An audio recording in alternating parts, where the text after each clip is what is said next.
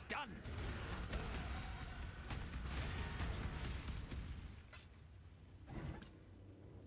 I cannot carry this.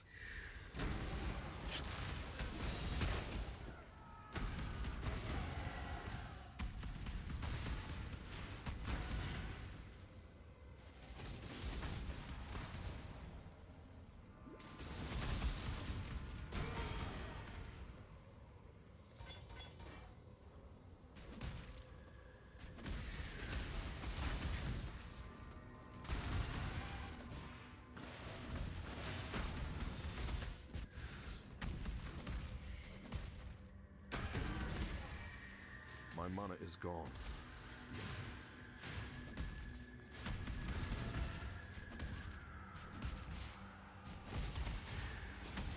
Your flesh begs to be studied.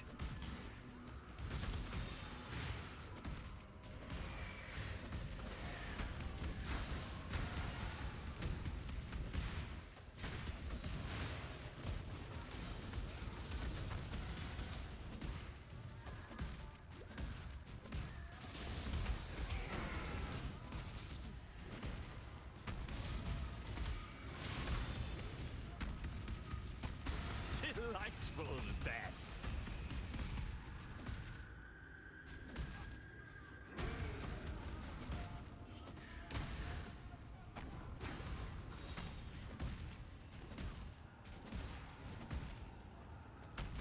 I cannot do this yet.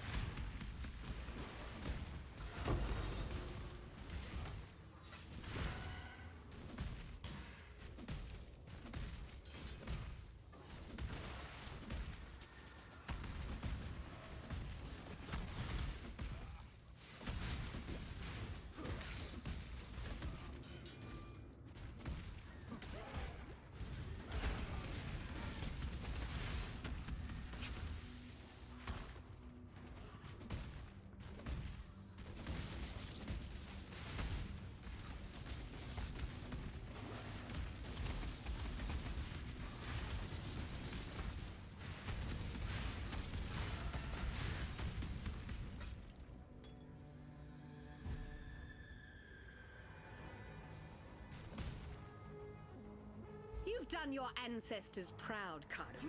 Now, here's your warrior's death.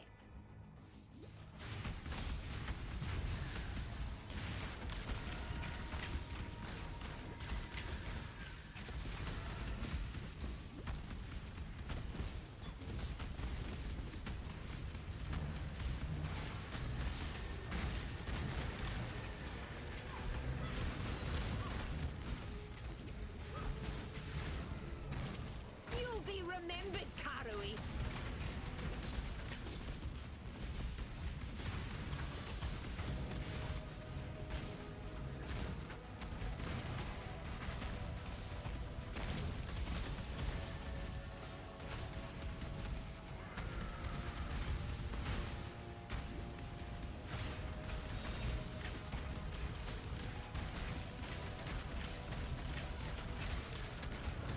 Do the honorable thing and die! My mana is gone.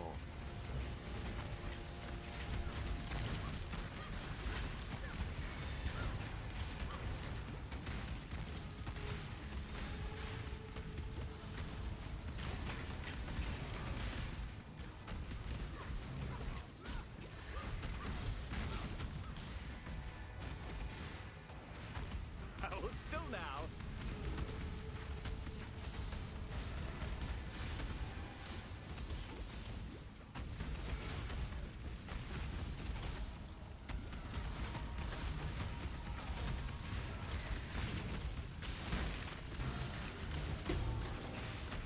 Damn I you! cannot carry this. I will take everything Dominus loves, as he took it from me.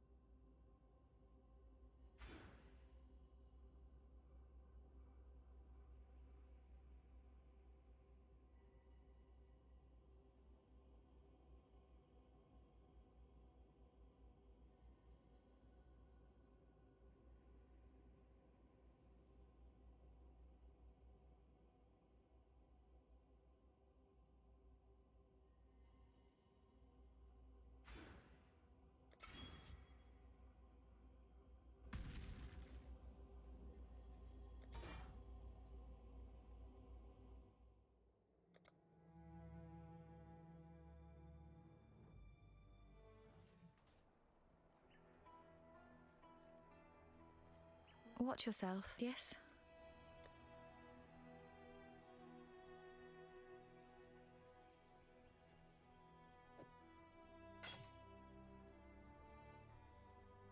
Be careful.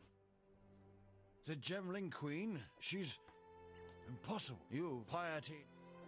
Unfortunately, tread carefully, exile.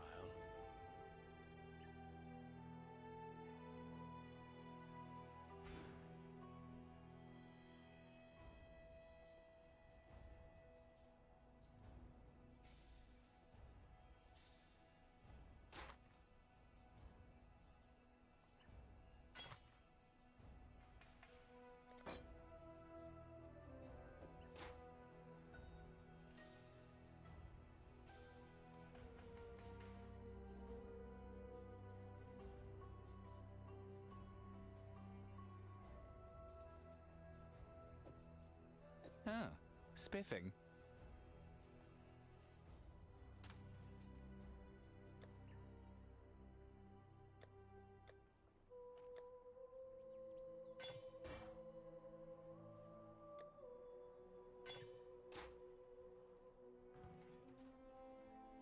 Yes?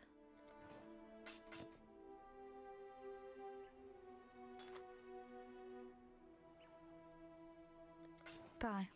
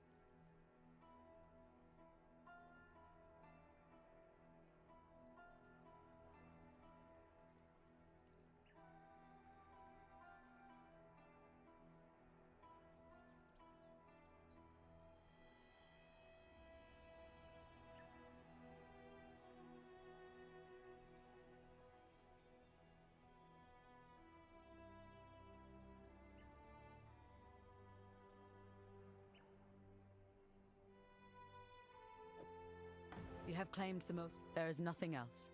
Feast your eyes. Piety's off to meet the mate.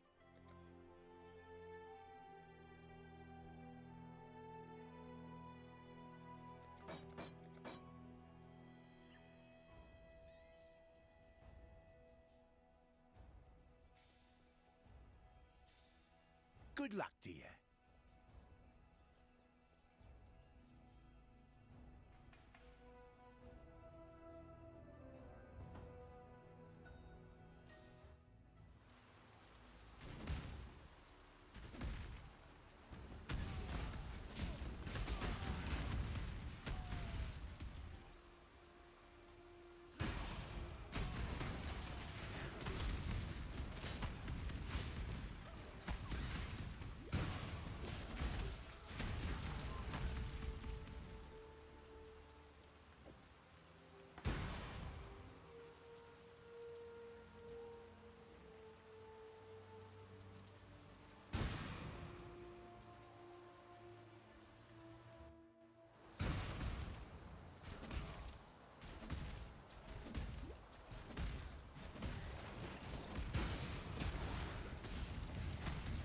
My mana is gone.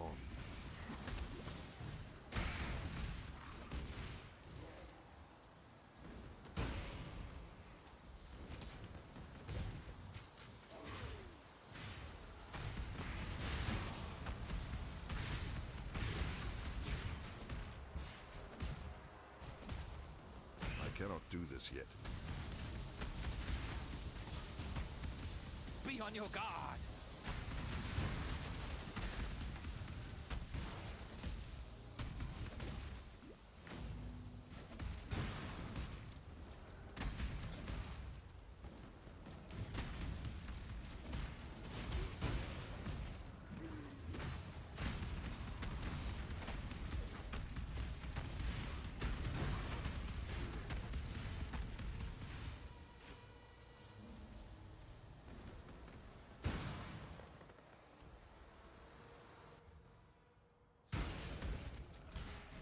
Just what I needed. More. Make your damn choice.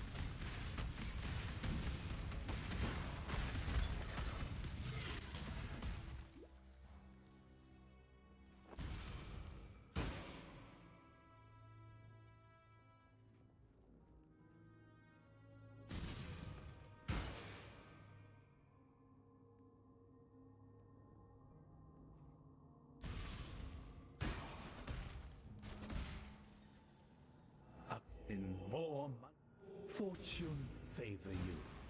Dalamwana. I am honored to serve you, my ancestor.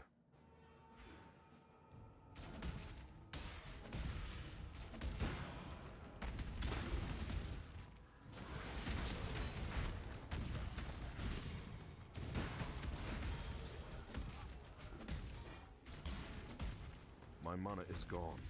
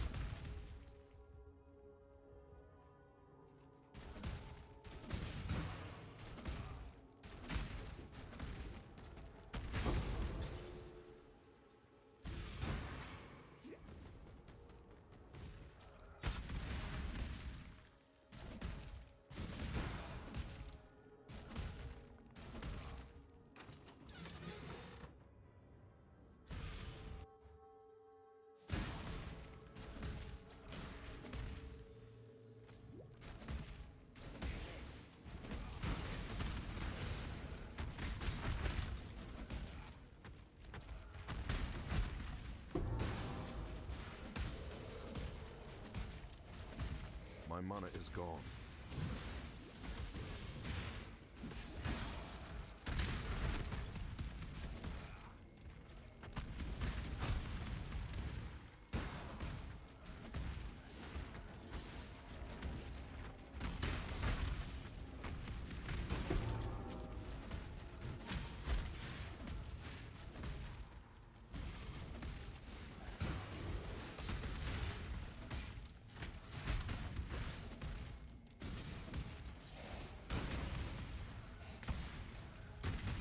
I cannot do this yet.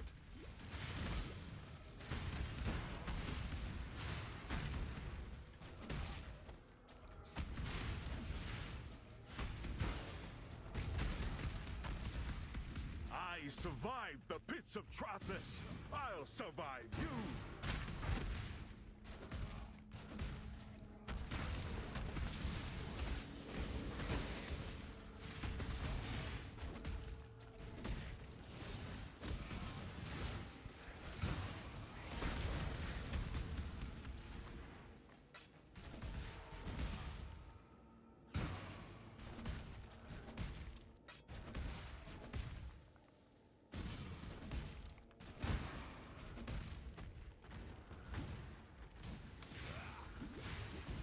Delightful death!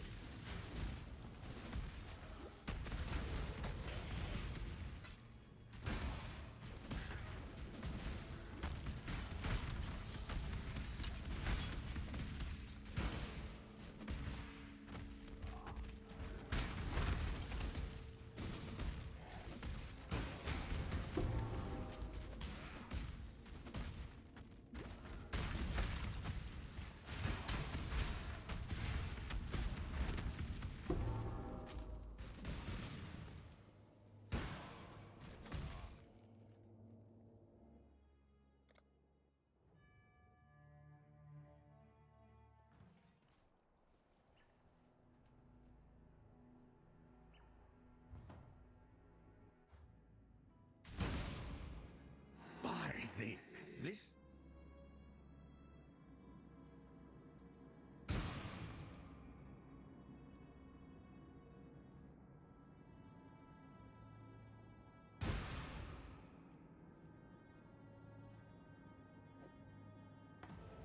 Remember, life is precious.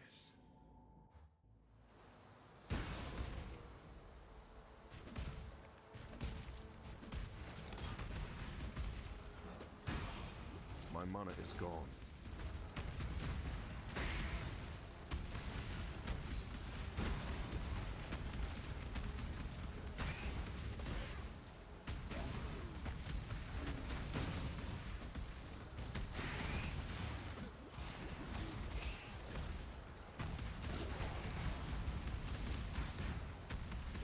I cannot do this yet.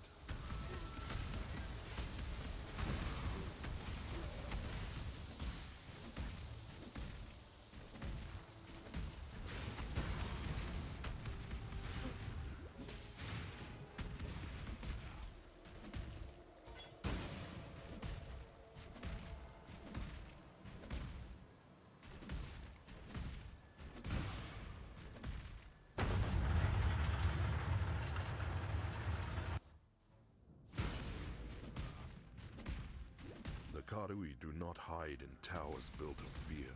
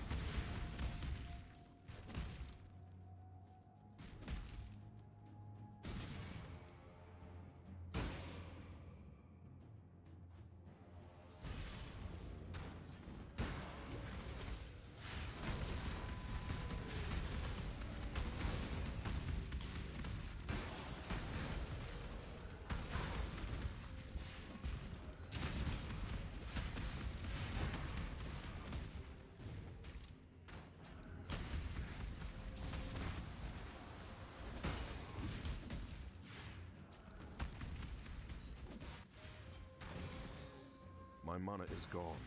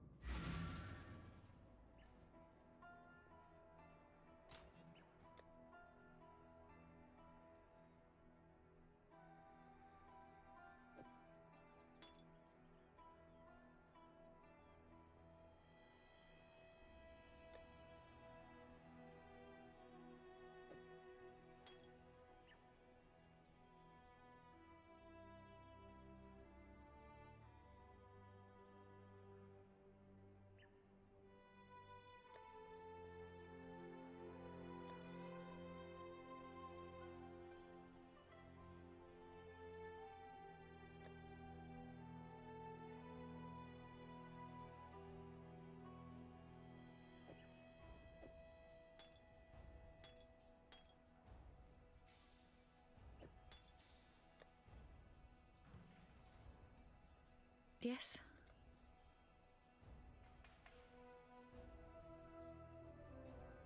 Watch yourself.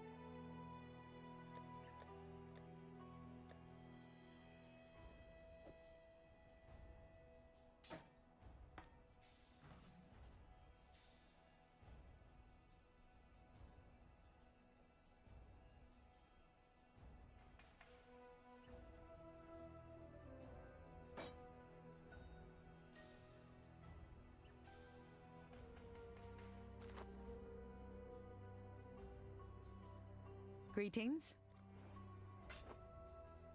Goodbye.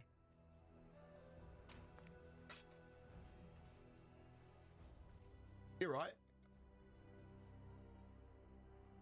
Bring me back something nice, eh?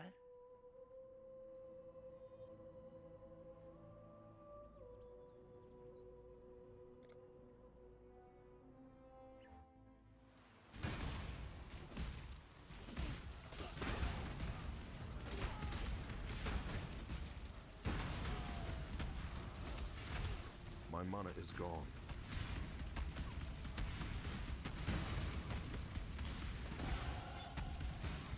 I cannot do this yet. Hold still now.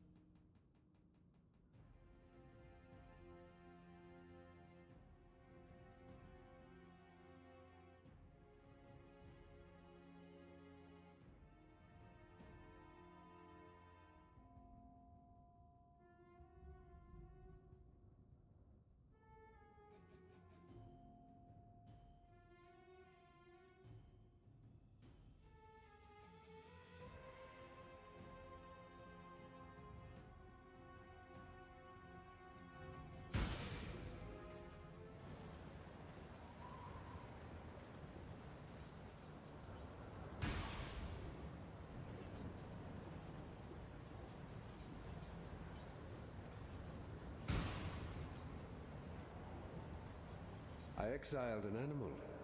Now you almost resemble a man. Garrowing.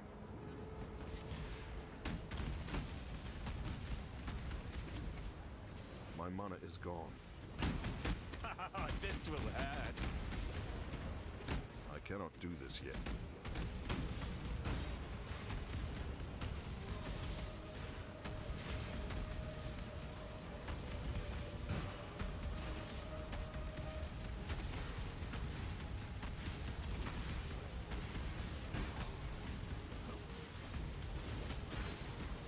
Submit, heretic!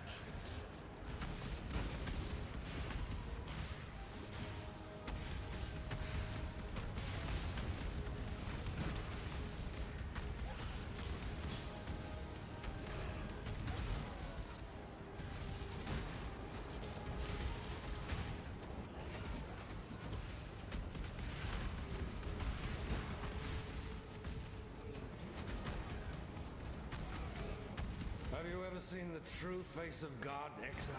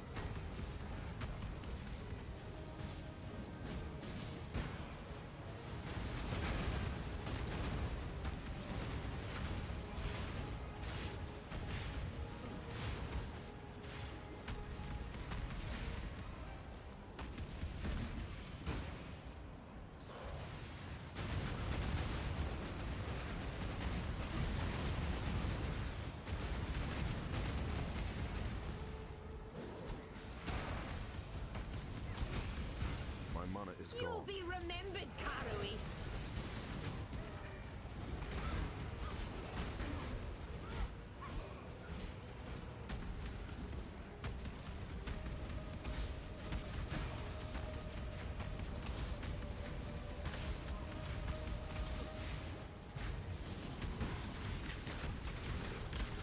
Hold still now.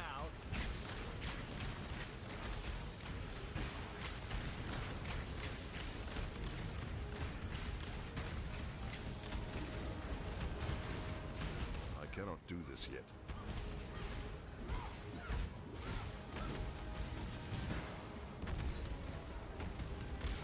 Do the honorable thing and die!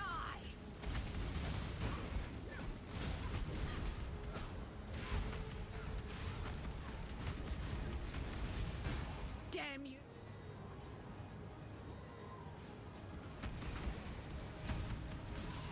Die!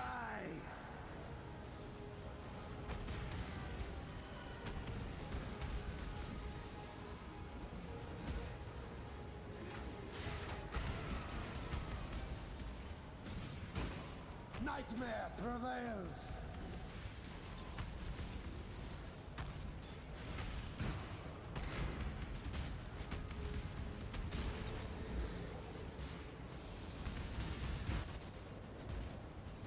Die! The light of divinity!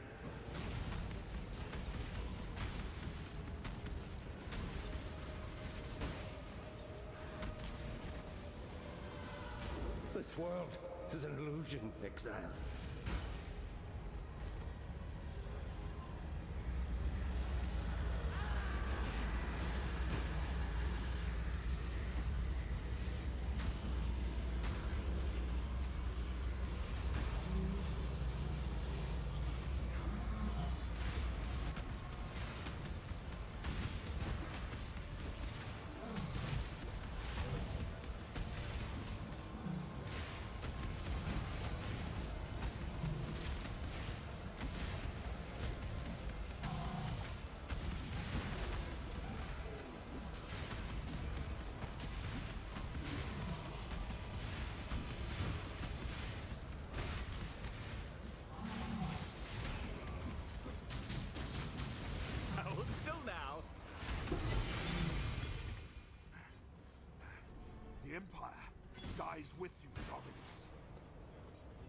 Karui will never again be slaves.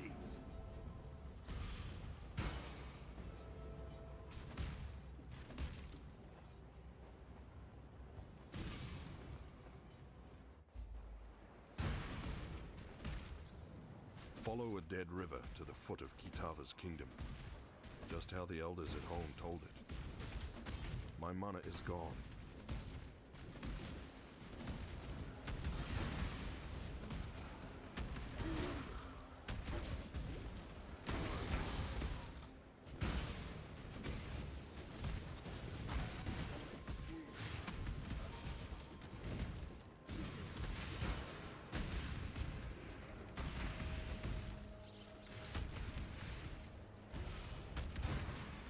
I cannot You're do not this yet. Kayakson, are you?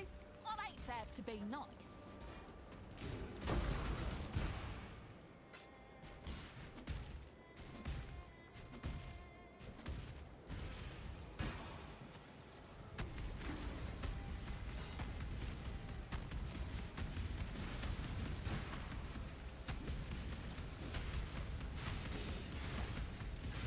Return to the dirt.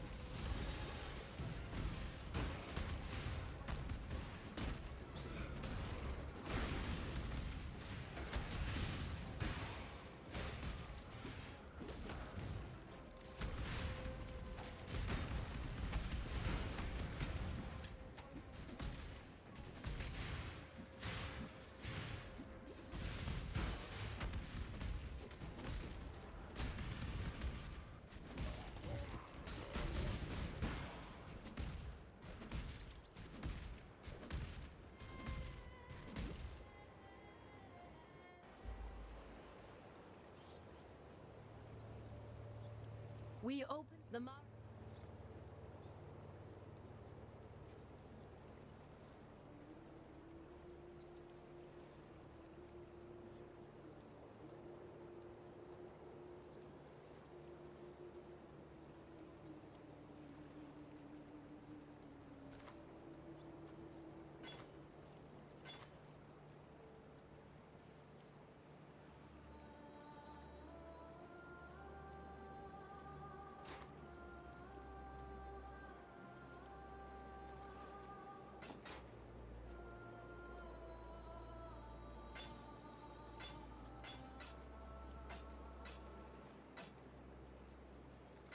It would be wrong to watching do you. that here.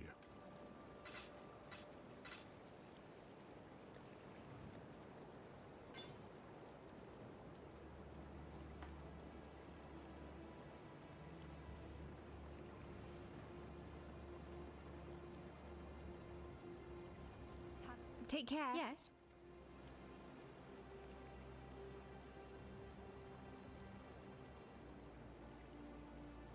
Be careful.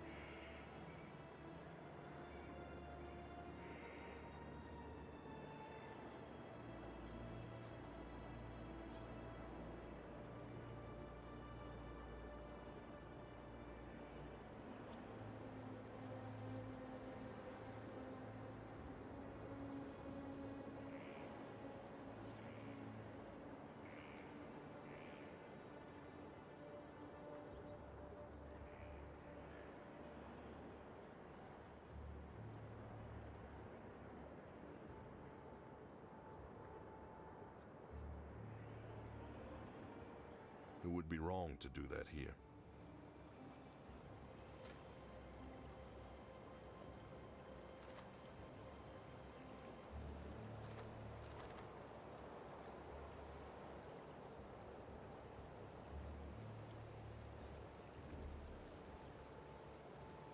What do you... Yes?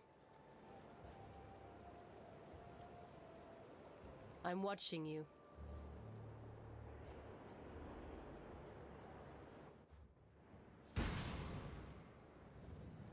The Eternals had no respect for their land.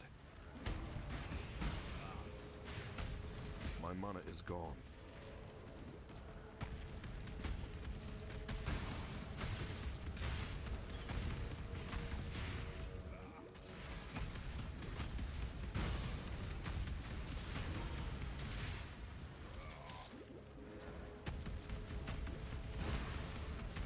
This is how it's done!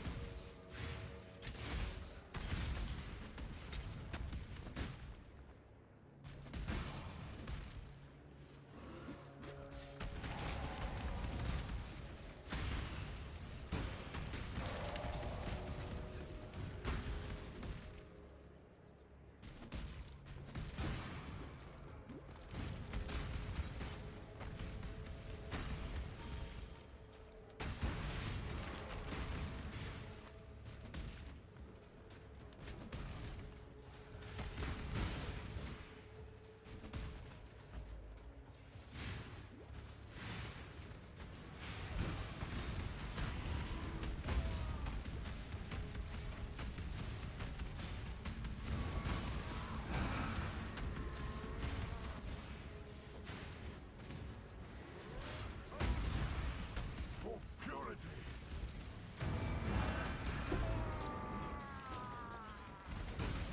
Your empire is dead, Vol.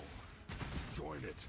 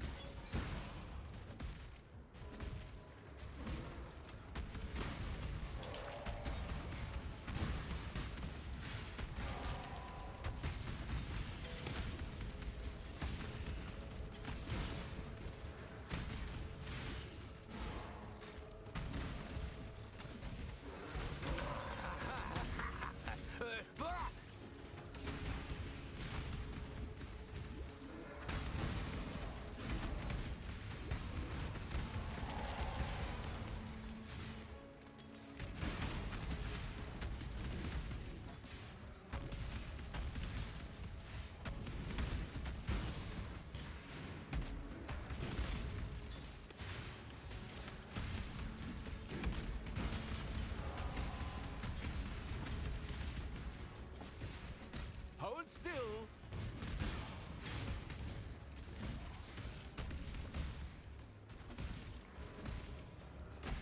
My mana is gone.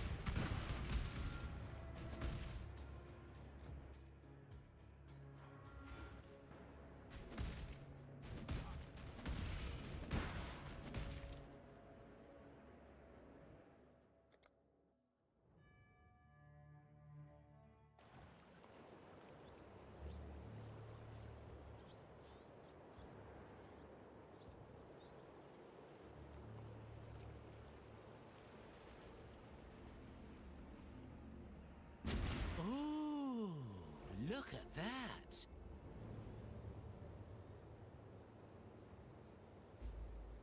Not. There was the gate.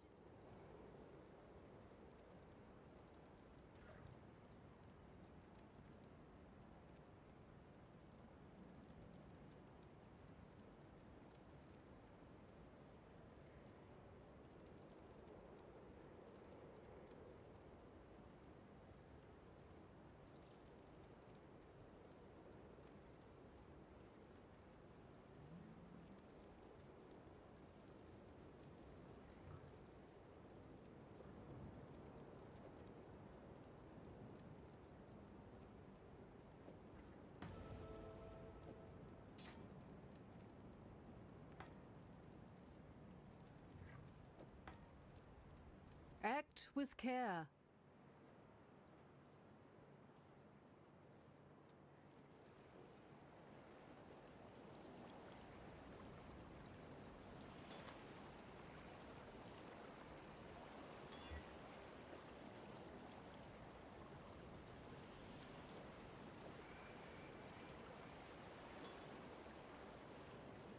What can we do for you? See ya.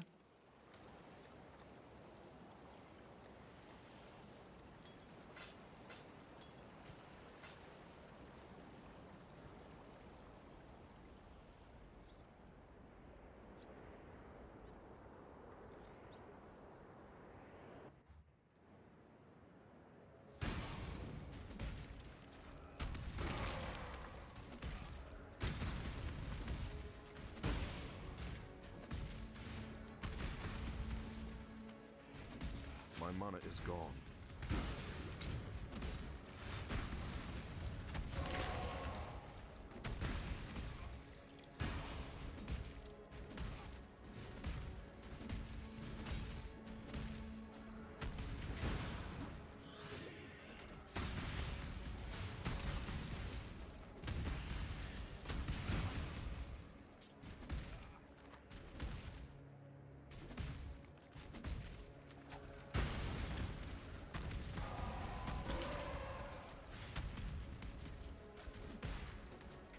You sure you want to do this?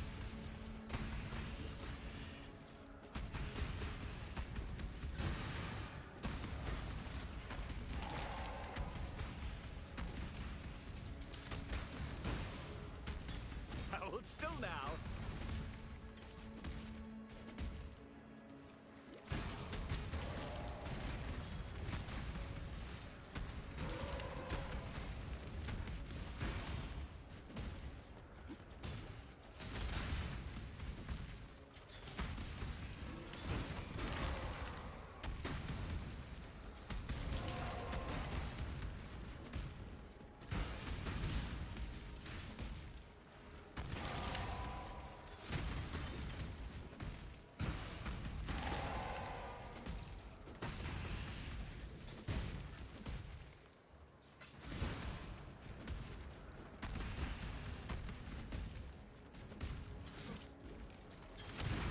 Trespass!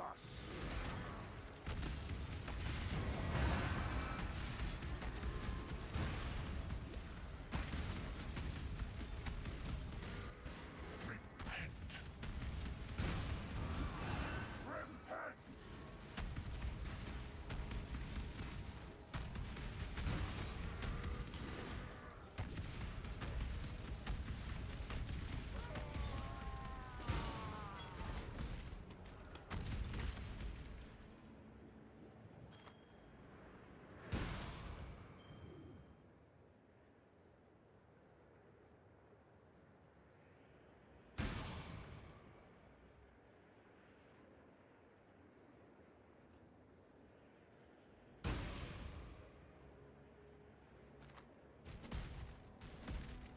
I vowed to care for this empire with my eyes open. I lied to my people. I lied to myself. Blinded by my lust for purity, I placed my faith in the most corrupt of men. I watch now as my legion dies, their flesh melting from their twisted bones. They fall and rise, tide of mortal cannot death do this and yet. eternal damnation. My I feel mana it is now gone. in my own flesh. The heat, the corruption. I have failed you, my empire of purity. Do not forgive me, but please, I beg of you, survive me.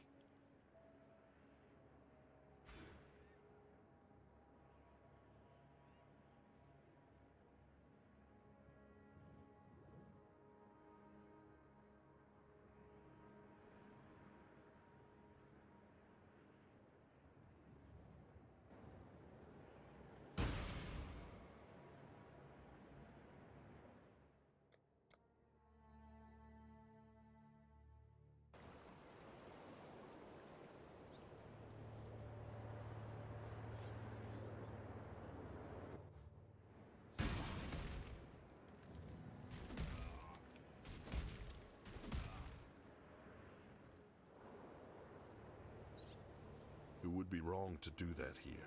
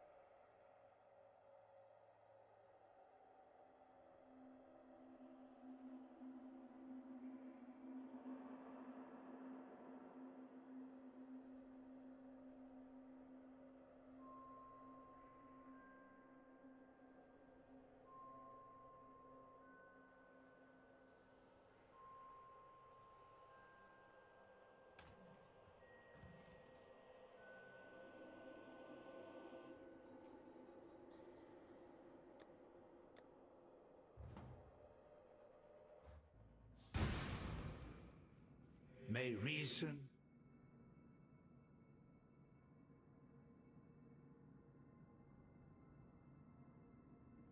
fortune favor you.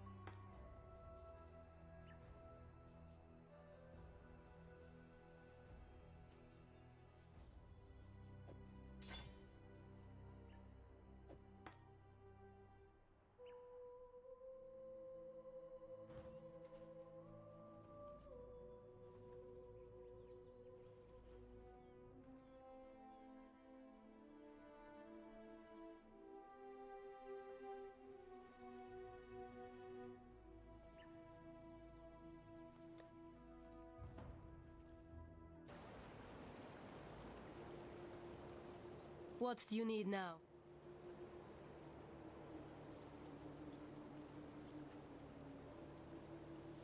May fear guide you.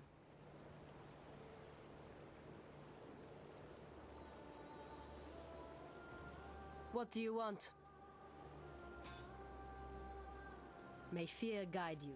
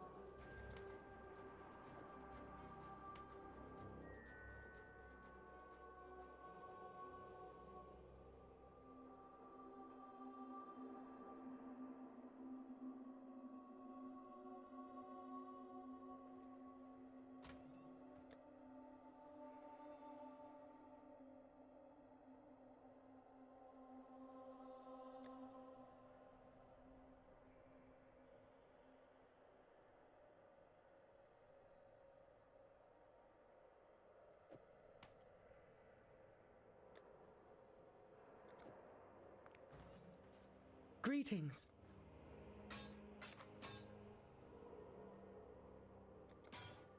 Farewell.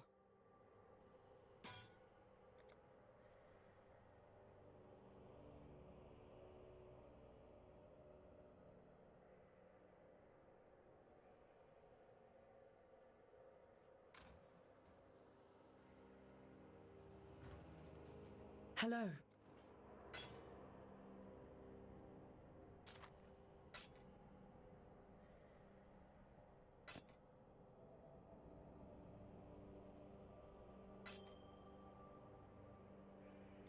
Go with courage.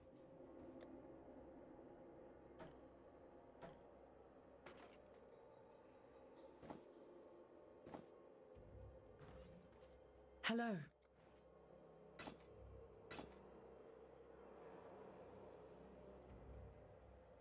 Keep your life to your own.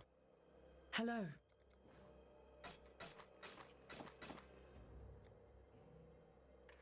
Journey well.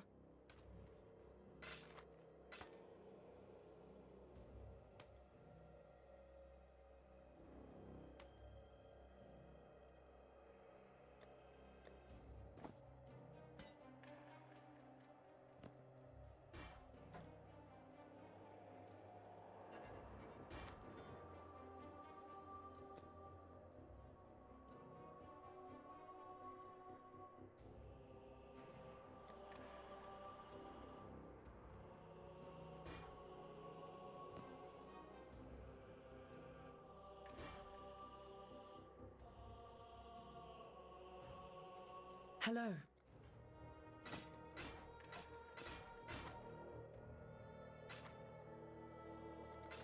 Keep your life to your own.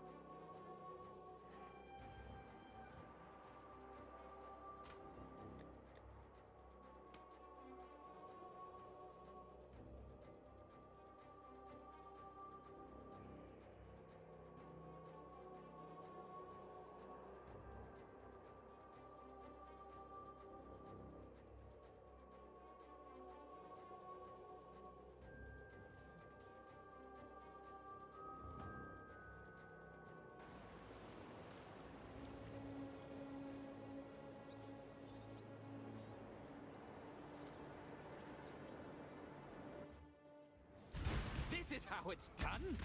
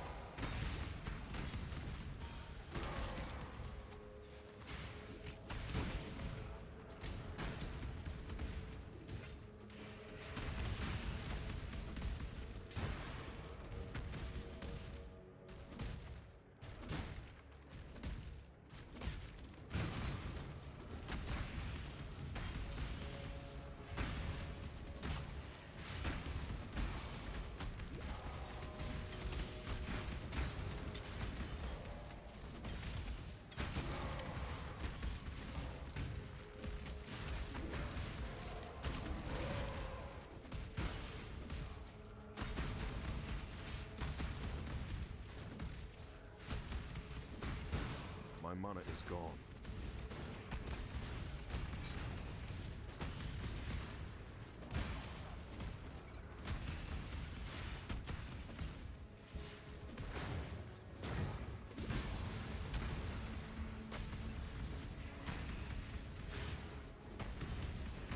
Bring the beast in my sights, exile.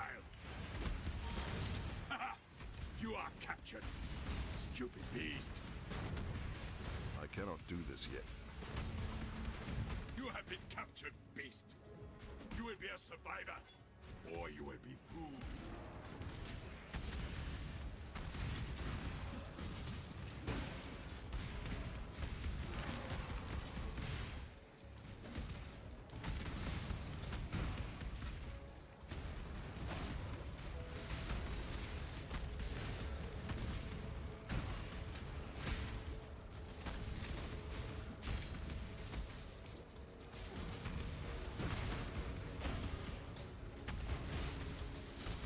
Oh, watch it learn. Answer to God! The first ones look upon this capture with pride, exile. You hunt well.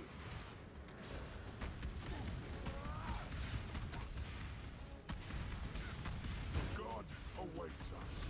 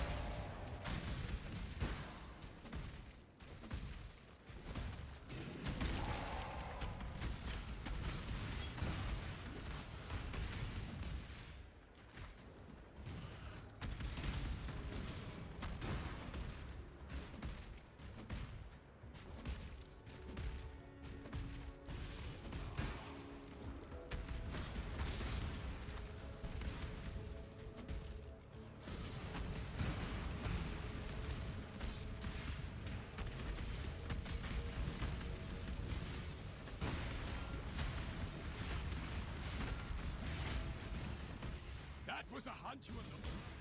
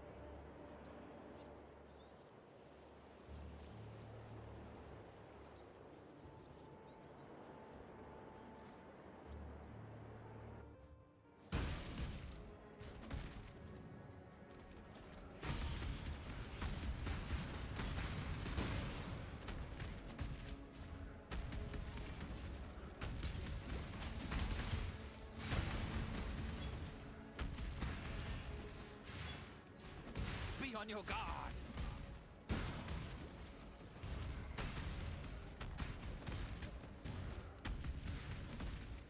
I cannot do this yet.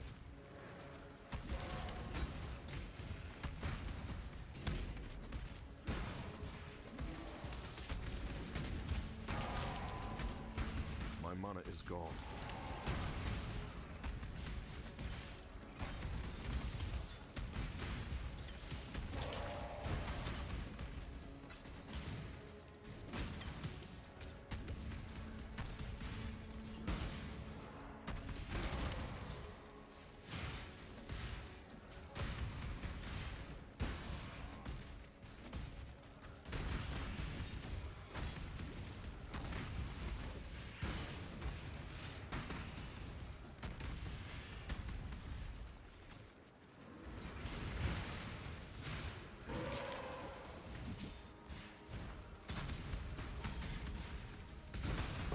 Return to the dirt. I'm Extratham Militia. You're as good as dead.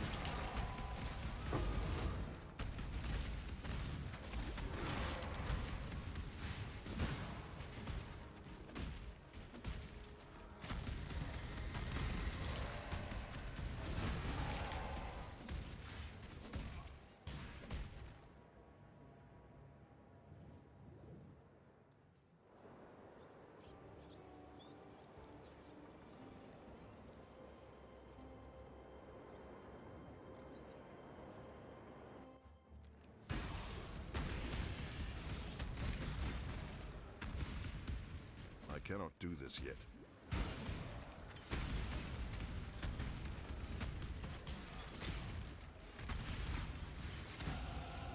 Be on your guard! My mana is gone.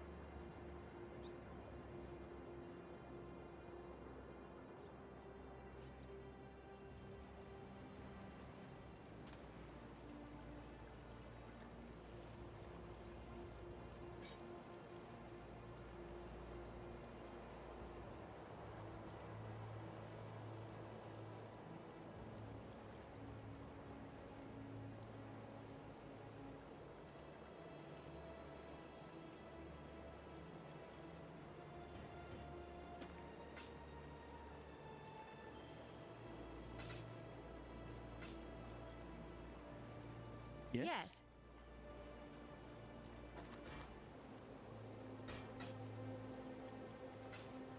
Good luck.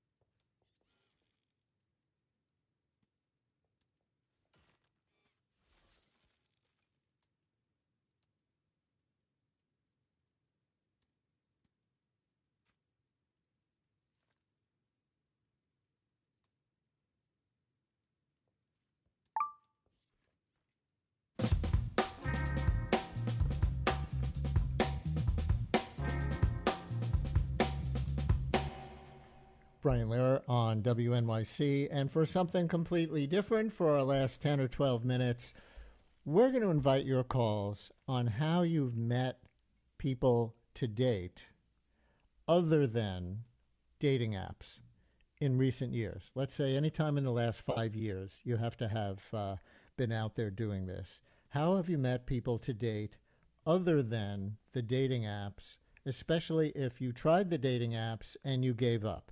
We know, according to a Pew Research study, that about 30% of adults in the United States say they've used a dating app. That's a lot.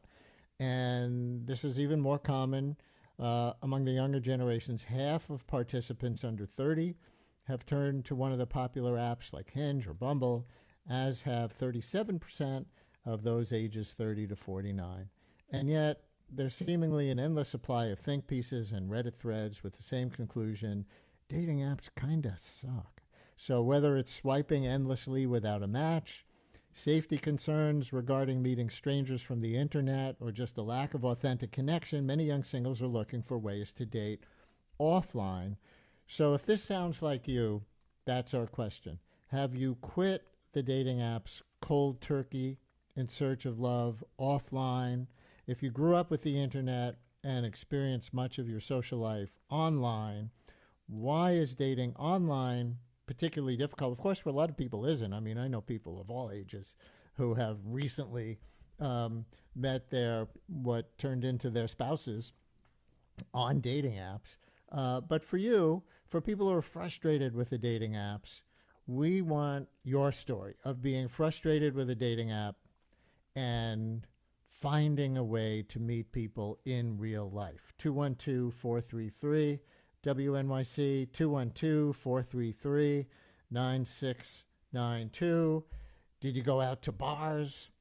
Did you join certain communities that gather socially?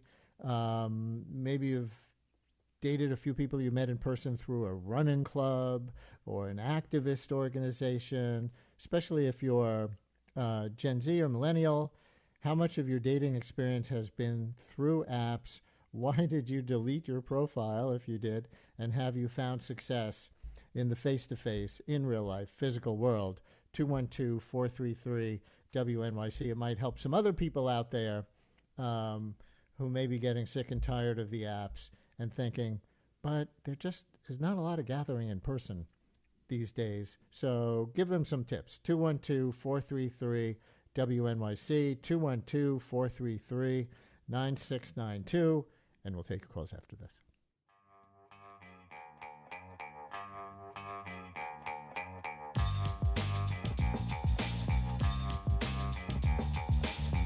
Brian Lehrer on WNYC. Okay, look at all these stories coming in of people who got frustrated with dating apps and found ways to meet people in real life. We're going to start with Jessica in Manhattan. Jessica, you're on WNYC. Hey there. Hi, good morning. How are you? Good. Tell us your story. Yeah, I found that I just was done with using apps as well. I found that it was kind of it felt like a mundane task and having the same conversation again and again. So over the past few years, my girlfriends and I have been going to concerts that at least one of us is a big fan of the music, and we've had a lot of luck meeting people that way. You talk to people like while the music is playing or just before it's on, or how do you meet people at concerts? Before it's on, or, I mean, in between. Usually there's an opener, and then, also during the music, you know, as the crowd is kind of having a good atmosphere. I think it's just a pretty social setting, and you kind of get a feel for the people that someone's going to concerts with, so you're not just seeing someone one-on-one, but they're getting to meet kind of your friends, and you're getting to see theirs as well. And you know you have at least one performing artist in concert. You weren't at that Coldplay concert where there was a very happy couple. I'm kidding. Jessica, No, unfortunately not. thank you very much. Eve in Weston, you're on WNYC. Hi, Eve. Hi, Brian. You are like family. You might not know that I am your family, but you are like family to me. I listen to you all the time. Oh, thank you. That's sweet. I met my husband. Can you come over and help me take care of the kids? No, I'm kidding. Go ahead. Sure. I love kids. I was on dating apps, and I had joined the New York City snowboarding group. It was a long time ago. I joined back in like 2005, but in 2007, a friend from the meetup said, hey, let's go to this birthday party at a lounge in Williamsburg. And we got there, and then we got our beer, and she disappeared. She said, I'll be right back. And I'm standing there by myself, and I'm literally back to back to a guy, and he turned around, and I turned around, and we started talking, he and his friend, and we had a lot in common, and we got married in 2009. So the connection there was you had snowboarding in common, right? No, he did not. Nope. He lived in Williamsburg, and I guess the reason I say that is I'm really big on recommending to people to join groups. Meetup was a great thing. I don't really know if it is anymore, but yeah, it was great. Yeah. You know, I also was in the screenwriters meetup, and I met a lot of people there and made some friends there. And I'm going to leave it there, Eve, for time, but thank you very much. Thank you for being a member of the family. And yeah, and a lot of people are calling and saying, join a group of whatever your interest is, something that you're interested in, and that's going to be a great way to start. Neela in Brooklyn might have a story kind of along those lines. Neela, you're on WNYC. Hello. Hey, Brian, how are you? Good. What you got? So I met my partner in the Prospect Park Women's Softball League, and we had both been in the league for some years, and we both found each other single, and it was a great place to meet someone that has that's spending their free time doing what I was spending my free time doing. So I think that's really great, and it's something that you can always have in common. Did one of you have to win and one of you have to lose in the softball game to establish the power dynamic in the release? We're not on the same team. That would never work out. But I think if you make a partner on a different team, you have even more friends. So that's how I met my partner, Shira.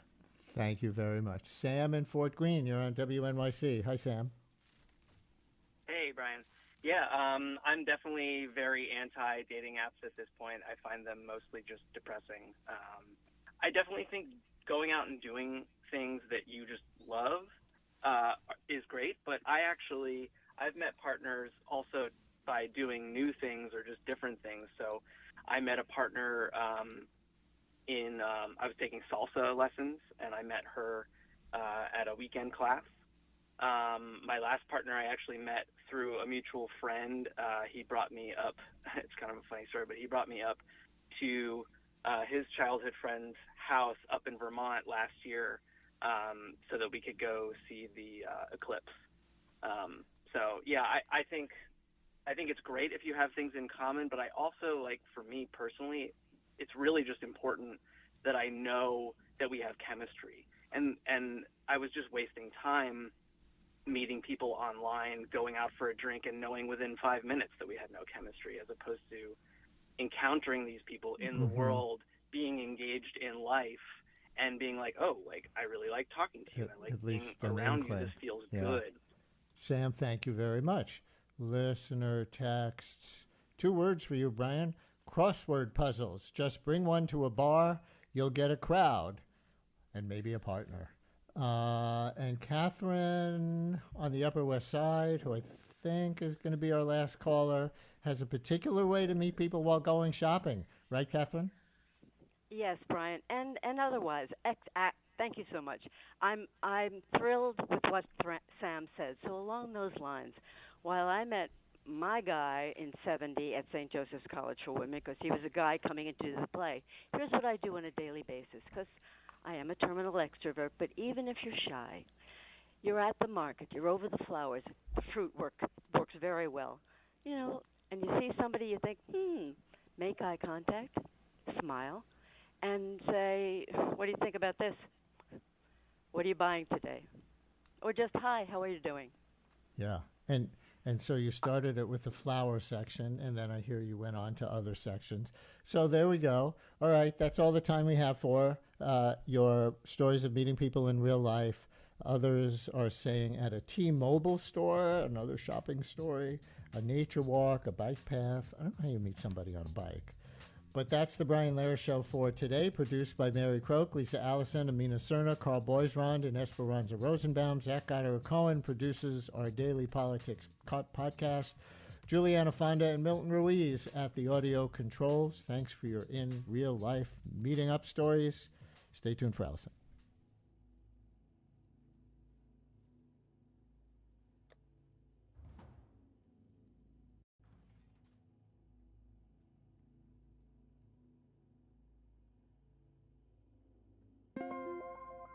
As widespread hunger grips Gaza, there are people on the ground who are doing their best to feed the hungry. We want to provide good quality food, decent food. With dignity, we cook for our neighbors or friends. We're not some third party coming into Gaza to provide food. We are it. We are the Gaza people.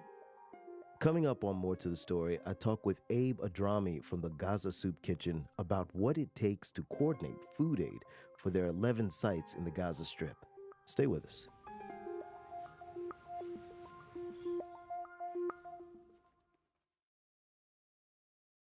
Did you know you have the power to inspire future generations with the same impactful reporting you trust and believe in right now?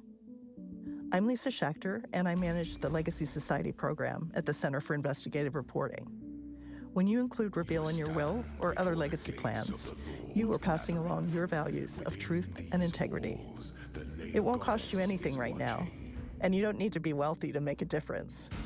A gift of any size through your will, or from your retirement plan, life insurance plan, or other financial account, can ensure that Reveal's meaningful, factual reporting continues for decades to come. For more information about making a legacy gift to Reveal, or to notify us that you already have, give me a call at 415-321-1706, or send an email to gifts@revealnews.org. Again, that's 415-321-1706, or gifts@revealnews.org. Please consider creating your legacy of truth today. Thank you. The weary traveler draws close to the end of the path. This is More to the Story. I'm Al Letson. After Hamas staged an attack on Israel in October of 2023, killing more than 1,200 Israelis and foreign nationals, and kidnapping about 251 hostages, the Israeli government struck back. Gaza is a war zone. Rubble, dust, and death. Tens of thousands of Palestinians have died. And for those who survived, the situation continues to be dire. Finding basics like milk, bread, and clean water is difficult, if not impossible. The IPC, which is a global initiative that measures food insecurity, says 1 in 3 people are going without food for days at a time, and that famine-like conditions are evident in most of the Gaza Strip. Gaza Soup Kitchen is one of many nonprofit organizations trying to help. Abe Adrami is a board member with the group. Born and raised in Gaza, Abe now lives in the U.S., where he helps coordinate the organization's food aid efforts. Abe, thanks so much for being here. What are you hearing from the people you know in Gaza right now? What I'm hearing is a call, people are praying, God, let the judgment day start.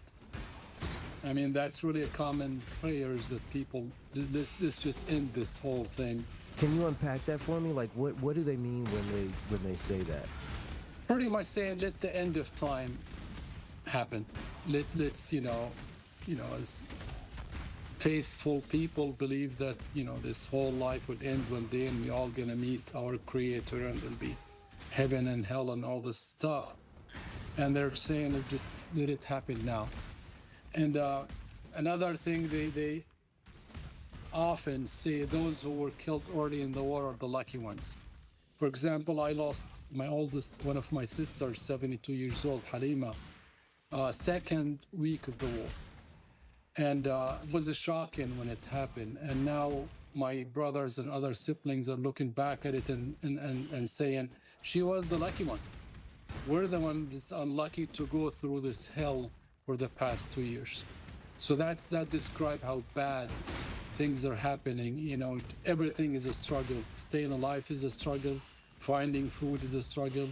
Finding drinking water is a struggle. I mean, just every minute of it is a brutal experience. When I hear you say that and that phrase, it makes me feel like the people of Gaza, just have no hope anymore. That like this is like the status quo and it's going to remain this way. And that's very true. The first, things started going, people, that's not their first rodeo. So they thought, okay, we've been through this, it's gonna last for a month or two, we can rebuild again. And then things were getting worse. And they thought, okay, maybe the world would wake up and intervene to stop the genocide. When the ICC, for example, took the case and declared that the war must stop, that these are indeed war crimes, and issue arrest warrants for Netanyahu and his defense minister, people thought that's the highest legal entity in the globe. Something must happen. Well, nothing happened since then. People, will tell you this talk about human rights, this talk about Western democracy, this talk about the Geneva Convention is meaningless, because none of those conventions and laws help stop the genocide. You call what's happening in Gaza genocide. And I think there's a debate. Like, a lot of people have been pushing back on labeling it as a genocide. What would you say to them? Well, it seems to me there are very few places in the world where that description is disputed, and mostly in the American politics, and to some extent some UK parliament, but the whole world, the United Nations is calling it genocide. Amnesty International is calling it a genocide.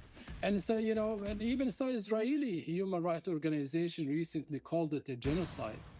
So all these legal scholars calling it, and I challenge anyone who is not even just any ordinary citizen, look up the definition of genocide and see what's happening in Gaza, and look me in the face and tell me this is not a genocide. There are two things, the actions and the intent. The Israelis are not hiding their intent. As far as yesterday, they said our intent is to, force Gazans out and settle Gaza with more Israeli settlements. Their defense minister, before the war started, they said, we're gonna shut water, shut medicine, shut food, shut electricity of Gaza. That's collective punishment. That's a war crime.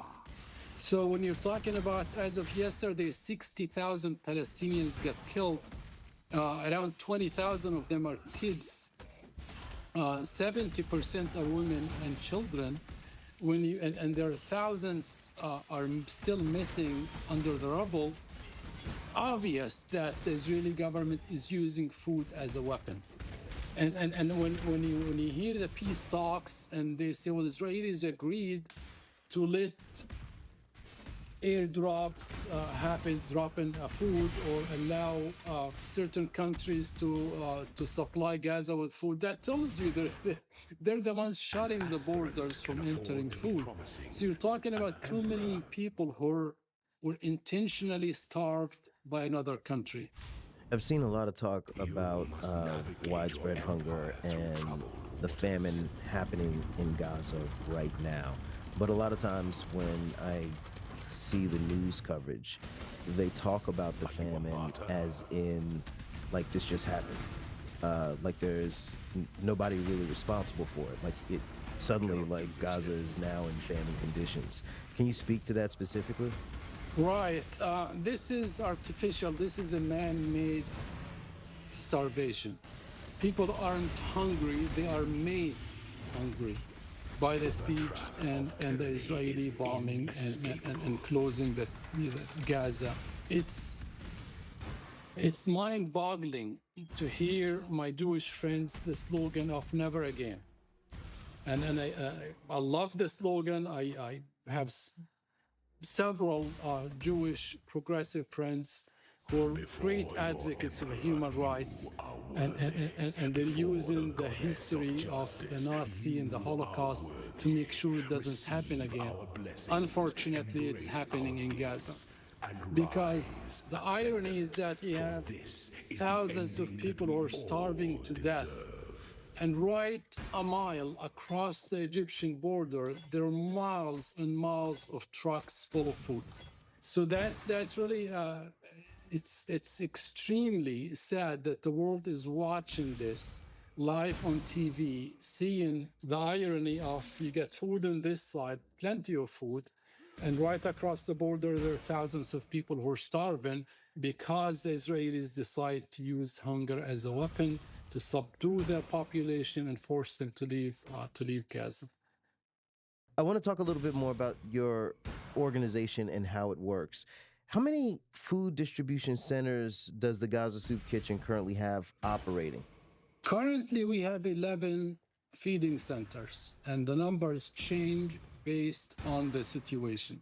There are many factors. It's not your typical, you go to Christ Kitchen and it's open and you get a meal and eat and leave. It's very hard. If you see the pictures, these guys either in a school that turned shelter for families, or they're out in the street behind, demolished and rubbles, and they're cooking. In addition to those centers that feed the neighborhoods where they at, we have meal delivery to hospitals. We send meals to the staff and patients at the Ali Hospital, and most recently to the Children's Hospital, Nasser Hospital. We also have a medical clinic that's staffed by a physician, and every once in a while we have a classroom for kids that gives some basic education and some entertainment services. And how many people are running them?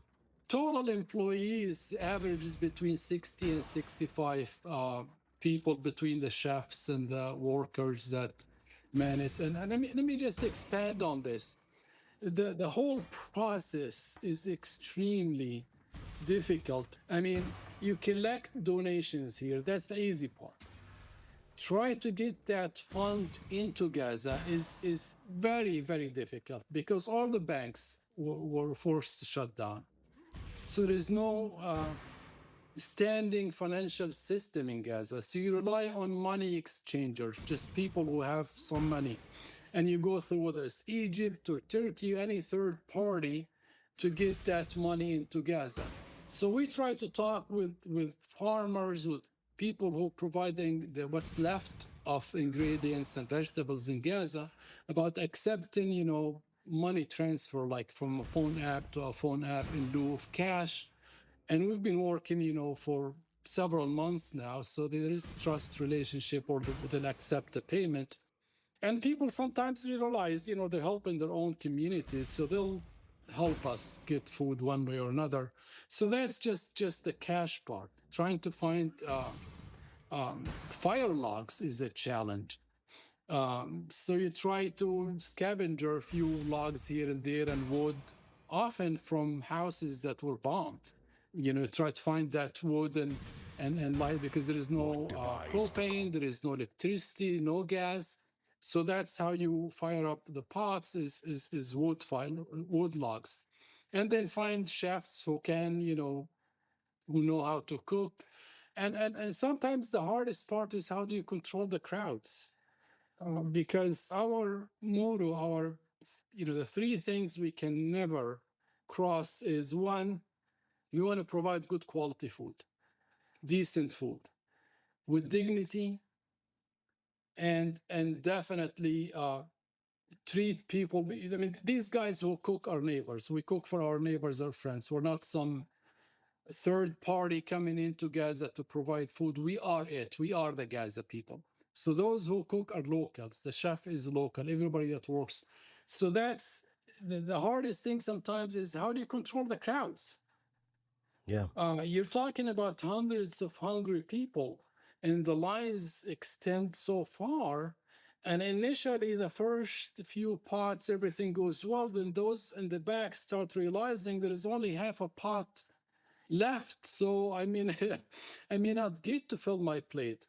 So, and our instructions to these guys, and they know it, you can, if somebody is so hungry that they'll come attack and grab something, let him take it. He's not being ugly, he's hungry. So that's really the hardest part is finding enough food for these people and trying to feed as many people. Do you have any idea how many people you're able to serve each day? On average, each feeding center feeds about between 250 to 400 people, depending on the prices and what, because that $100 can buy you 100 meals. If the prices are, are decent, it may buy you 20 meals if the prices are high. But on average, it's somewhere between 250 to 500, give and take, depending mostly on the prices. Coming up, finding basic food staples in Gaza can be deadly. Many have accused the U.S.-backed Gaza Humanitarian Foundation for having particularly dangerous food sites. I talked to people. I talked to my sister the other day, and she said, guess what? My son walked several kilometers to the GHF site to get flour. And I said, why? Isn't that crazy? And she said, what were we going to do? And I said, so what happened? She said, well, I don't know. She said, I'm still waiting. I'm hoping that he'll come back alive. More with Abe Adrami after this. Hello, listener. My name is Najib Amini, and I am a producer here at Reveal. Reveal is a nonprofit news organization, and we depend on support from our listeners like you. Donate today at revealnews.org/donate. It helps fund the stories that we tell and helps me feed my cat. So, thank you.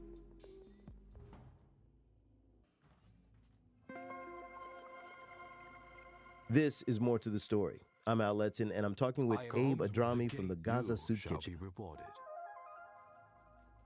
The UN says more than 1,000 people in Gaza have been killed since May while trying to access food, and that most of those deaths, more than 760, have been near distribution sites run by an organization called the Gaza Humanitarian Foundation.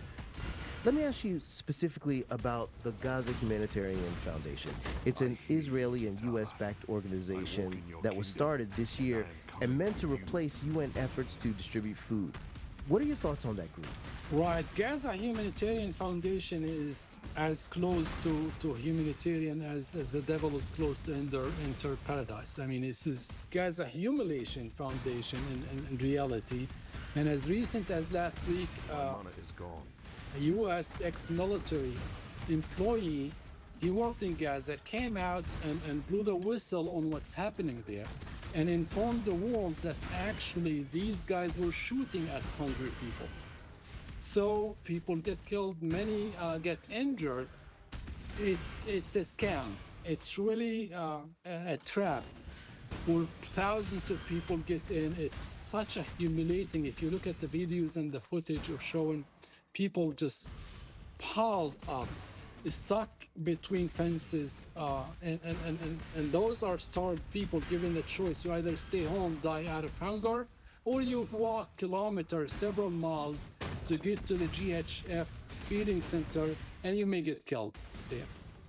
So these are the choices. And I talked to people. I talked to my sister the other day, and she said, guess what? My son walked several kilometers to the GHF site to get flour. And I said, why? Isn't that crazy? And she said, what were we going to do?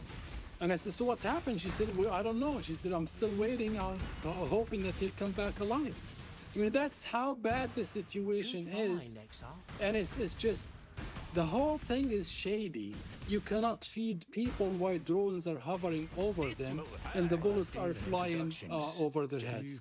So that's really, it's a horrible thing that adds to the Israeli war crimes.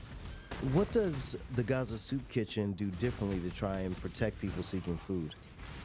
Well, the thing is, just like any organization or charity, when you go seek food at Christ Kitchen or any place in the world that provide food, those who are giving the food aren't carrying guns and aren't masks. So what really sets us apart as an organization is that we're purely local organization. Everybody that works in Gaza is part of the community. So when my brother goes and works in a feeding center, he's feeding his neighbors. He's feeding his friends in the neighborhood. So everybody knows everybody. Those who provide the food, the ingredients, those who light the fire, the chef that's cooking and responsible for the recipe is a local in the community. And that's what sets you apart. People trust our guys, and our guys are part of the community. So not only we provide food, but we provide food with dignity.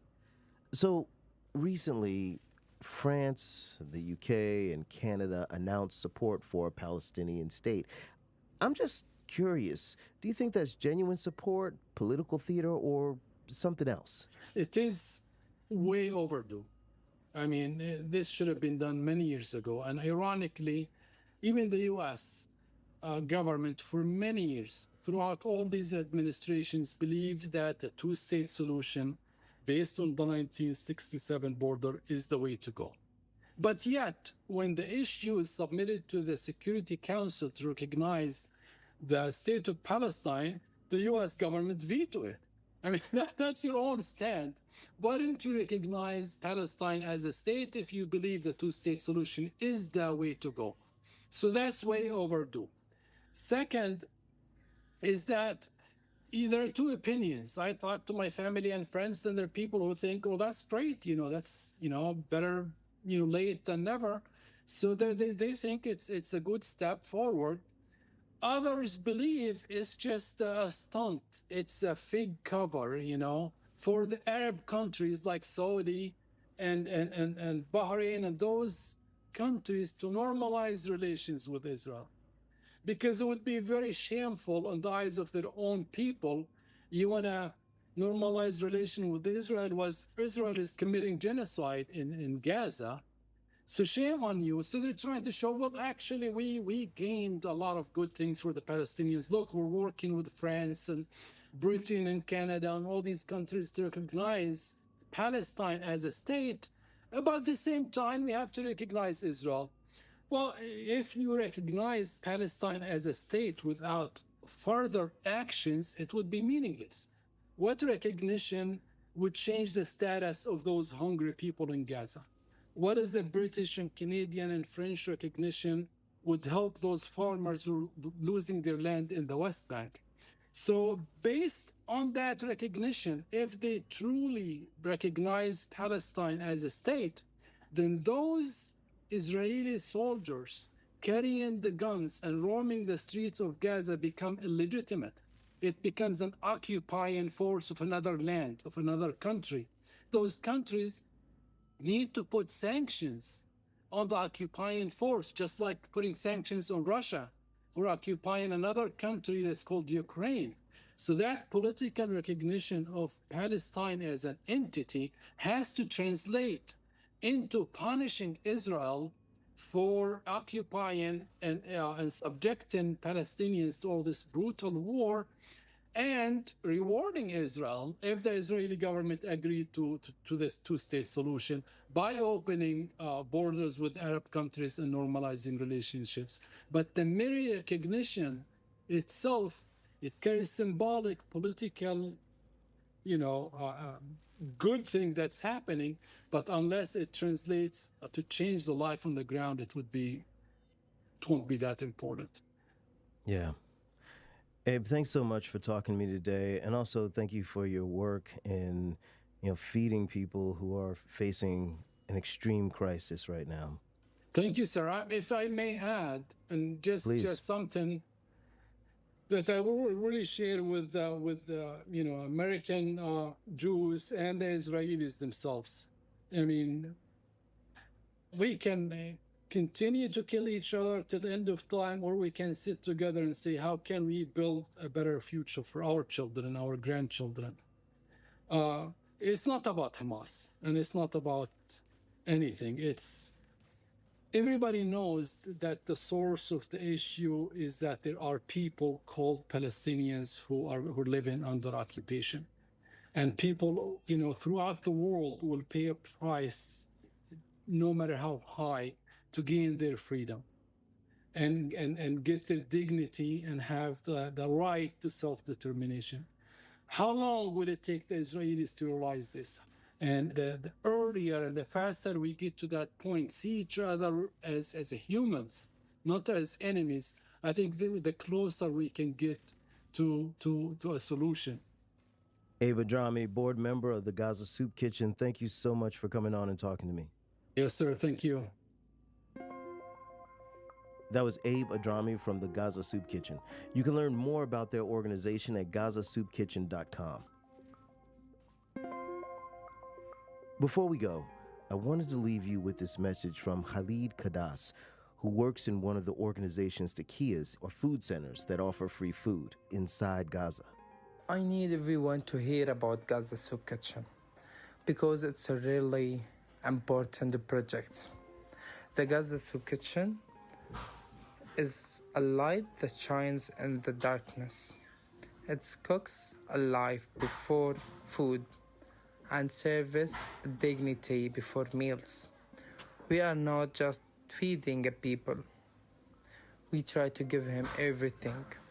We try to give him a food, a life, and dignity.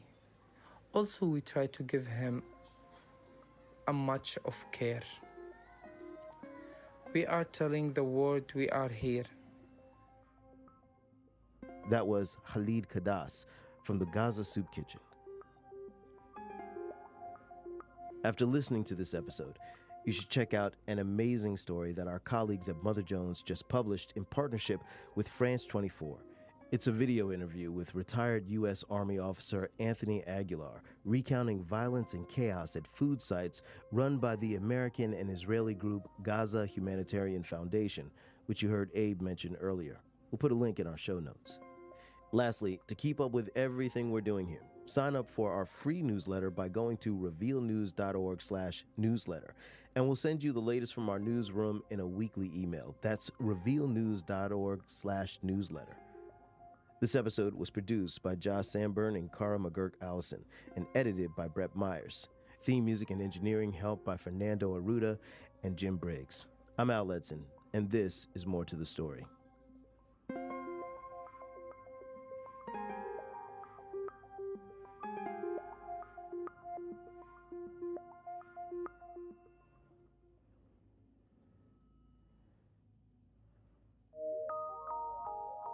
From PRX.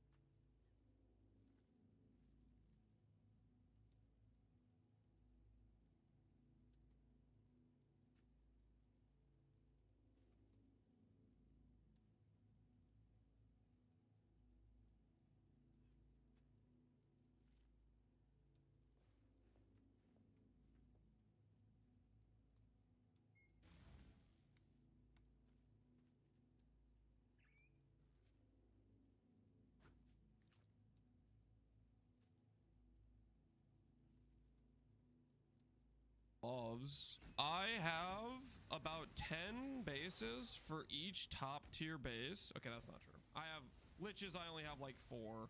Warlock boots, I have like 7. Twilights, I have like 8. Necrotics, I have like 8. I have done a bunch of shipping of Crimson Ore.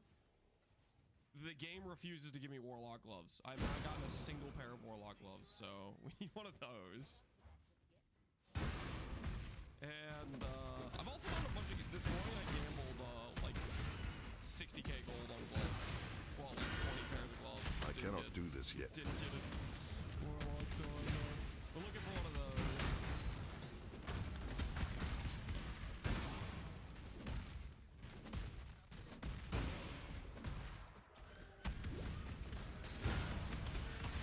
Return to Kitava.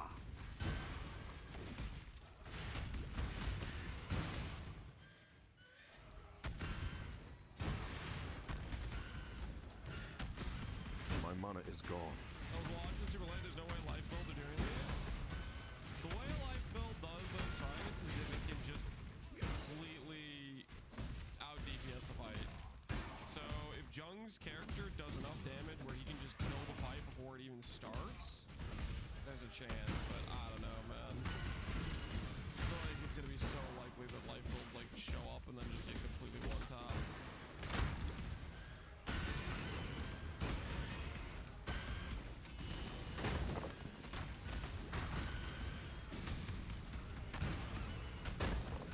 You see any of the VOVs that aren't squishy? Are they actually not that? You think they're similar to Ventura? I have not seen any of the VOVs. But John's DPS seems like it's pretty crazy, for example, so I feel like he has a decent shot at out DPS in the fight. Your flesh begs to be studied. Because part of those fights get so much harder if you take a while to phase and do damage, right? And Ben was on like 5 million DPS or something.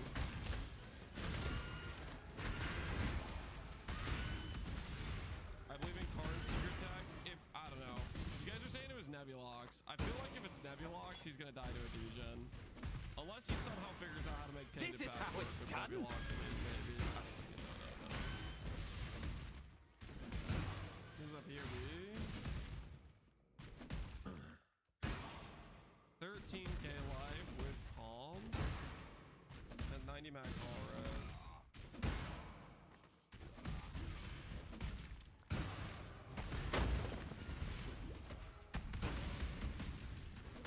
Press.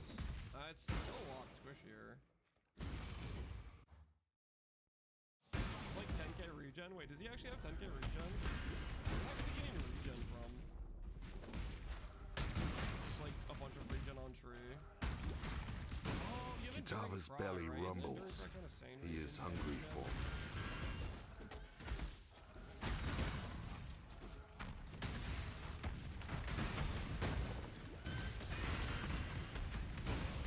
So the regen will feel good in the phases where he's not getting hit by things. I feel like I'd be kind of worried about, he doesn't have like Defiance. He doesn't have any shotgun protection, right? Unless he has a Blood Notch.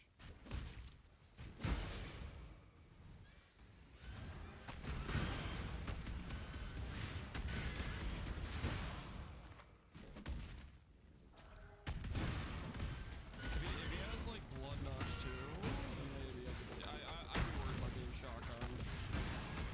Recover on block is Giga shotgun protection. 10k regen sounds really nice though. That sounds so cozy. Ben's overleach was looking suspect as hell. Like whenever he went to like slice worms, like overleach, it did not seem like it was leeching like at all. My mana that is looked gone. real sketch for like the ball phases and stuff for that.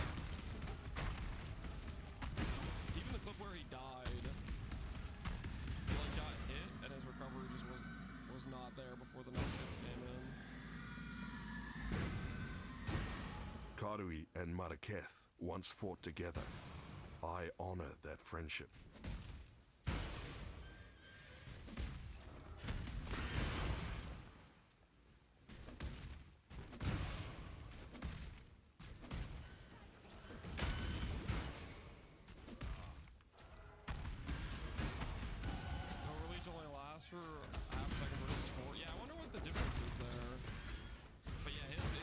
switch just seemed like it was like not working. It was pretty yikes.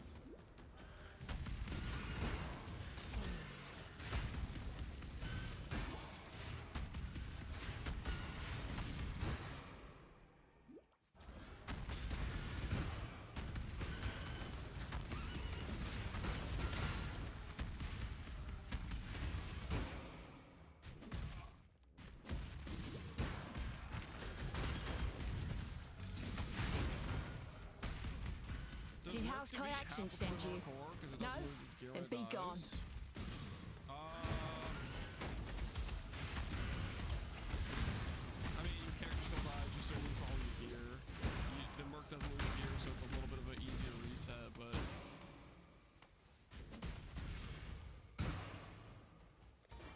I wouldn't say defeat support for hardcore.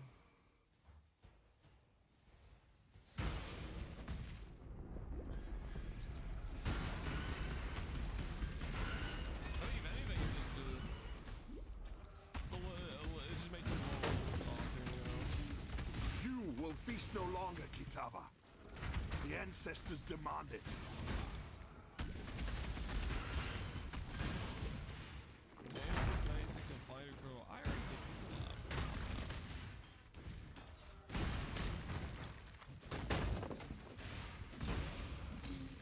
I cannot do this yet.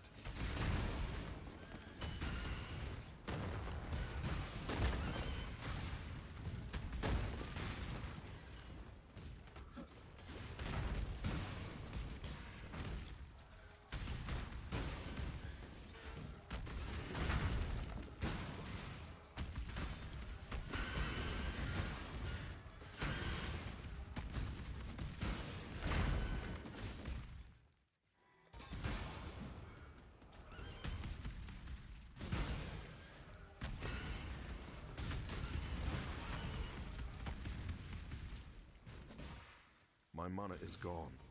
Venture, are you still here? I was gonna ask Venture if he thinks the life character is gonna clear then.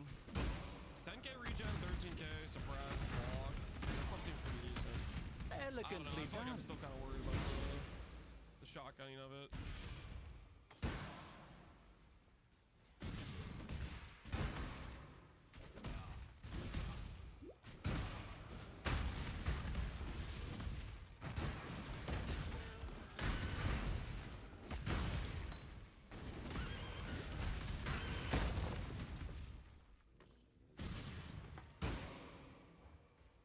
He has 30 life on block, 30 flat life. I mean, it's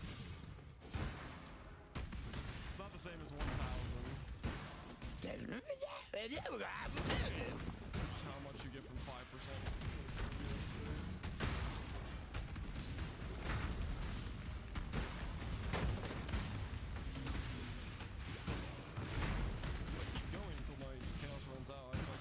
Soon, but I keep getting enough chaos to kill it one more time.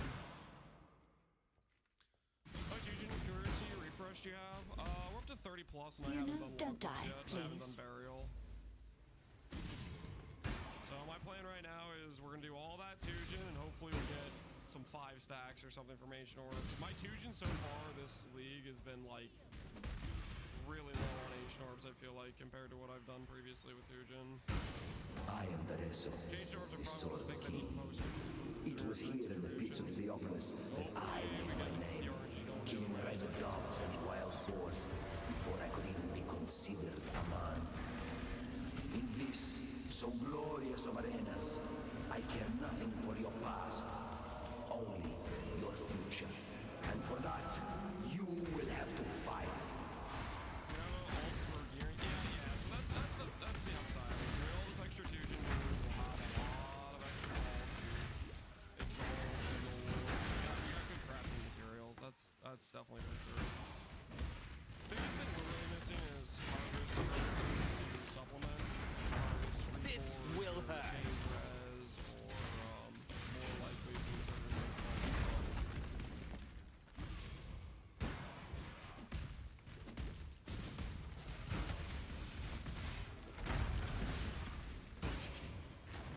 I cannot do this yet.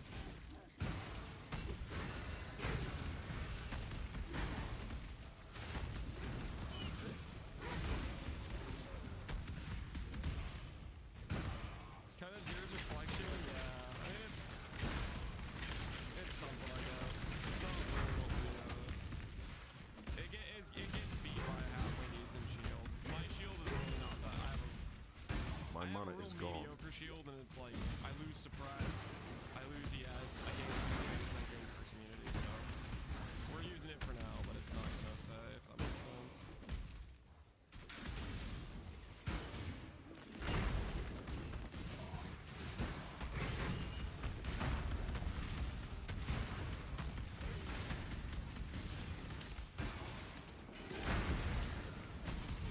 This will hurt.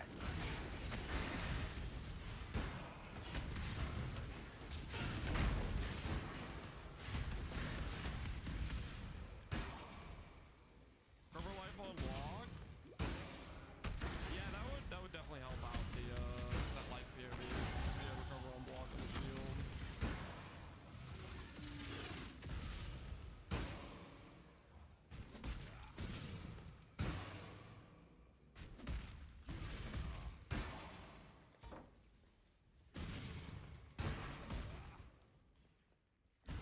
You'll see. You're starting I am not inspiration, to be just go trifled with. direct, really.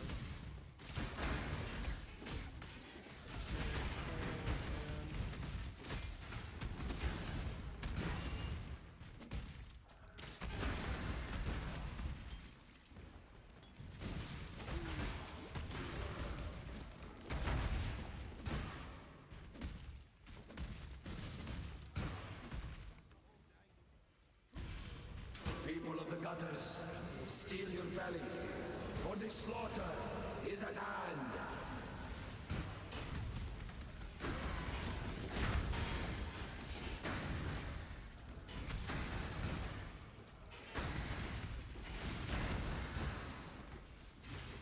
An adequate performance challenger, if a little messy.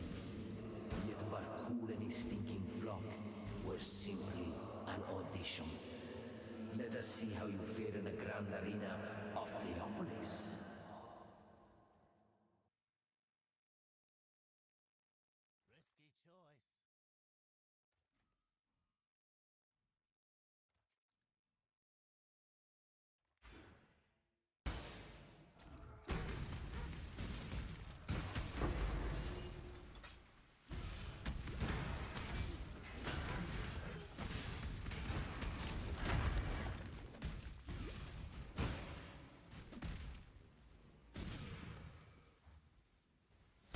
Welcome to the grand arena of Theopolis.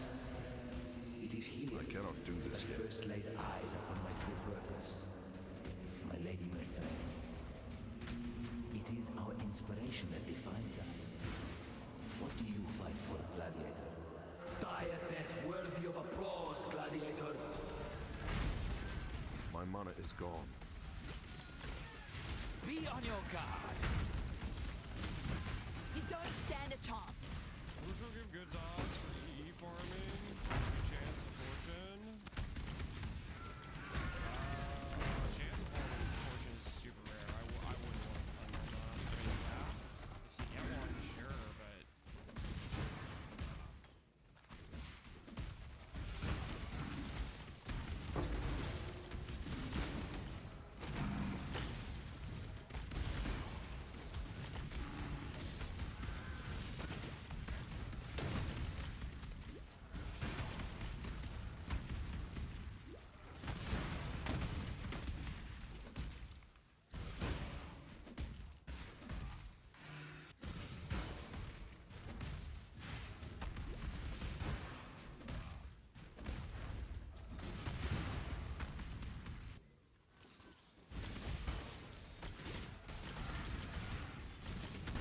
any luck with a wand upgrade? Nope. Not exactly looking for a wand upgrade though. I'm just trying to get off wands.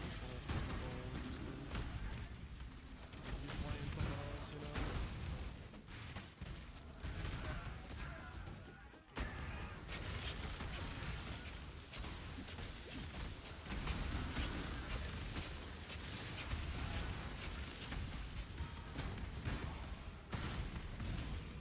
I cannot carry this.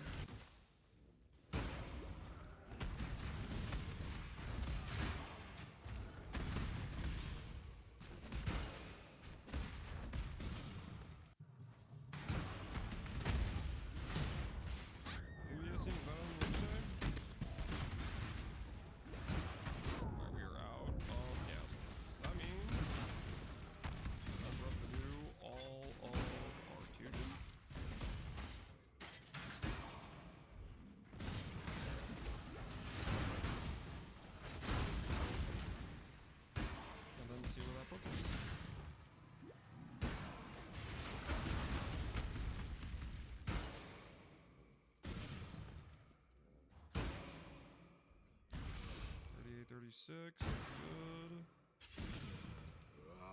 Number of remnants, artifacts.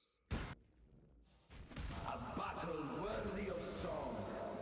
Delightful The death. fight reminds me of how it feels to be possessed with the ideal of victory. Is your passion enough to climb a crown? Swords is nothing. We shall see. Cannot defend. My mana is gone.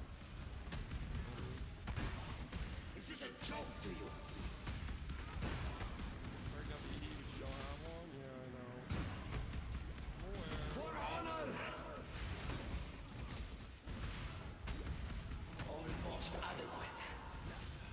Hopefully we get one of the games where we just have all this stuff soon.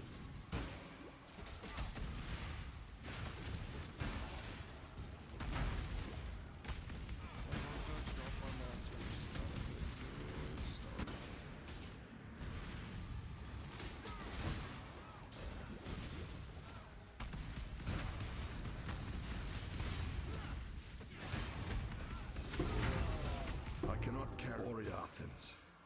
How they love to sing about themselves.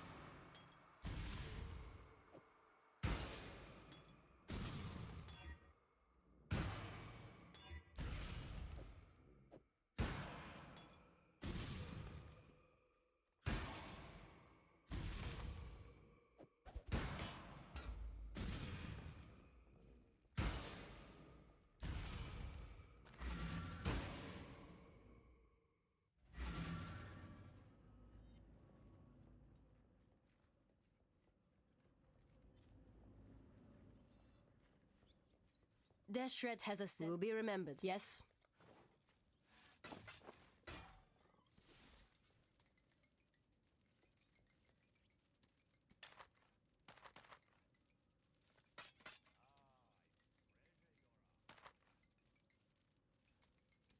Ah, it's treasure after. Yeah, no dip, man. What do you think I'm here for? Obviously treasure. Come on.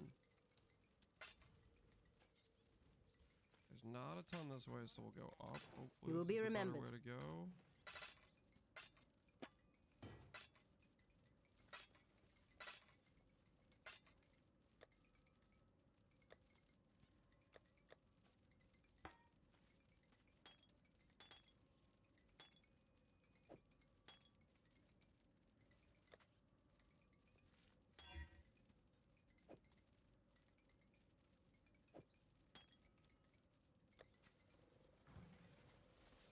Yes?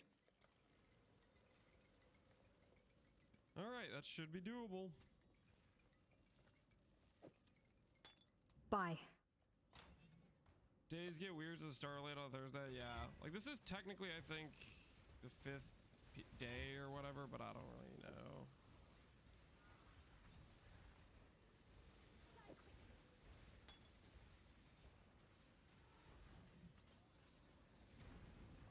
The 5th 24-hour period, I think, that we're currently in until 6 o'clock tonight.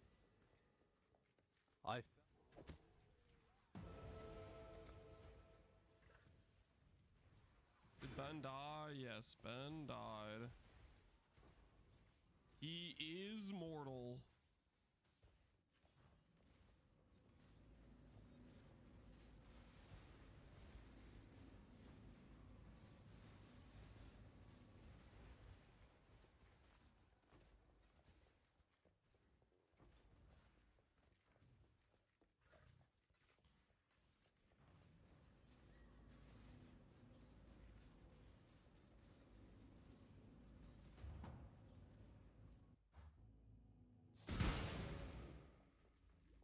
Don't Is die, exhibition one of please. the best ways to farm ancient orbs? It's decent. I haven't really gotten a ton of ancient orbs from The ancestors my fusion, would though, weep to see what unfortunately, Kaum has created here.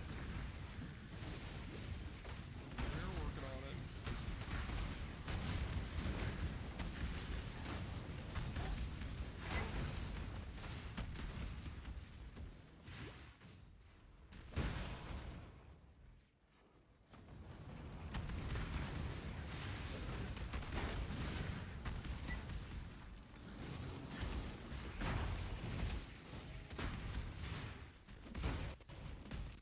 This is how it's done. My mana is gone.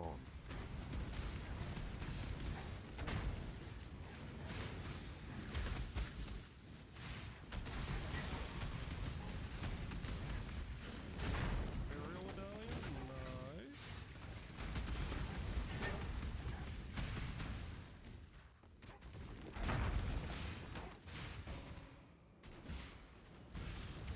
Armies kind of bad without scouts. Oh yeah, they're miserable without scouts. They're just pathetic without scouts.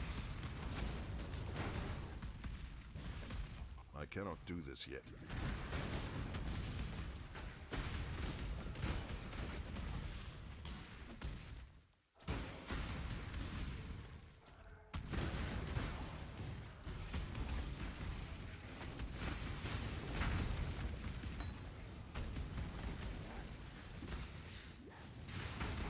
It would be nice if they weren't borderline useless at baseline, though.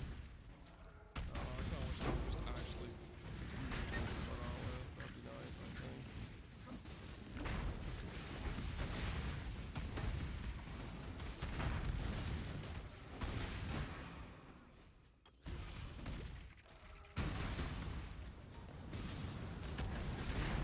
Got a boss.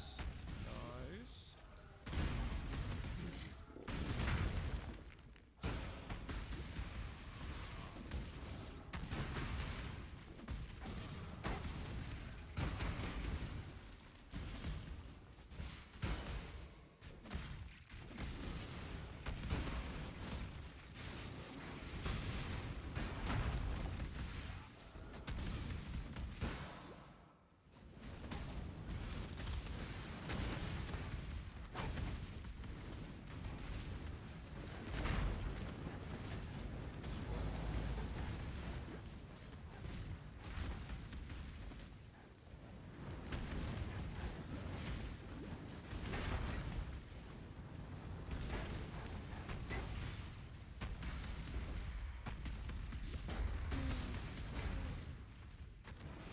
Dark Souls music? No.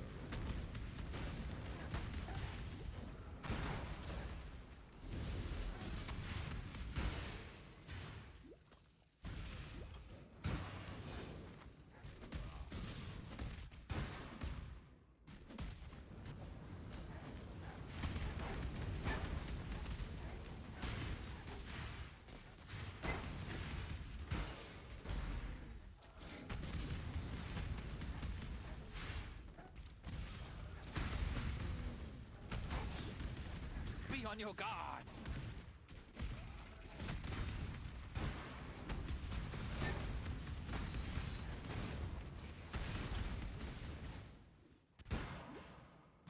Kind of a beeline it more, I think.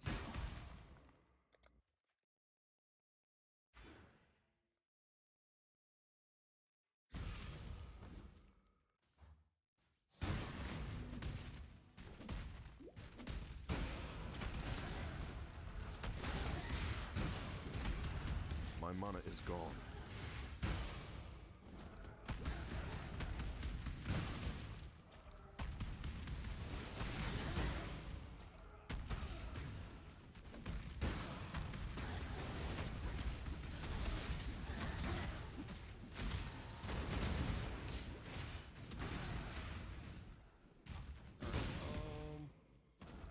Need to curse Void Shock Shadow Ward.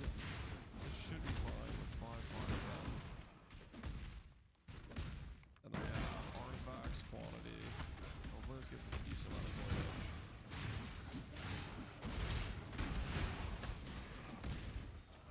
I cannot do this yet.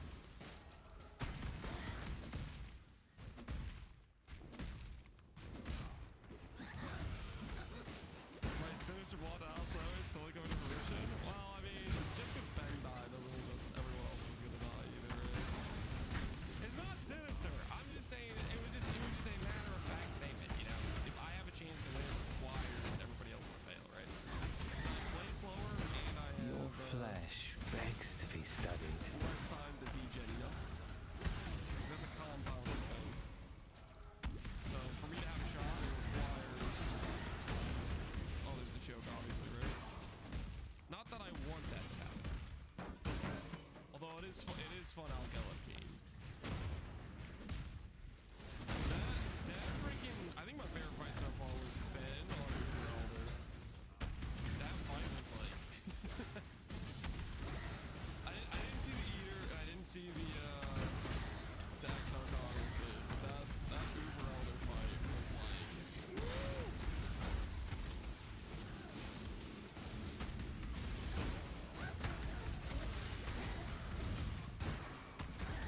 Uber Series, yeah, well, Uber Series is just like, oh, can we play the game now, or are we still doing this hide in the corner thing, you know?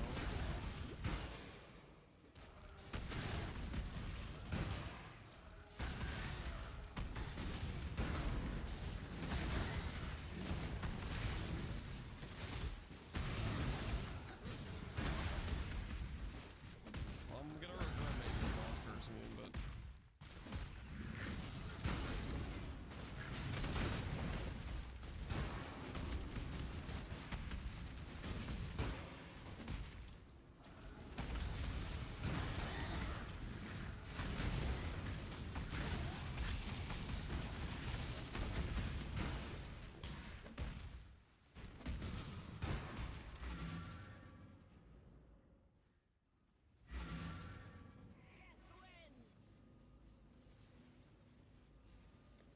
it's fine, guys. She's gonna drop like 30 coinage. Double my coinage count with this one boss kill. It'll be sick.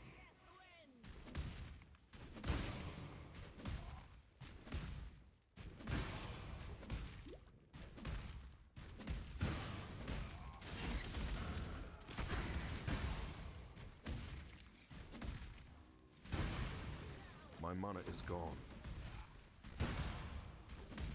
It's all worth it. It's all worth it. Be on your guard.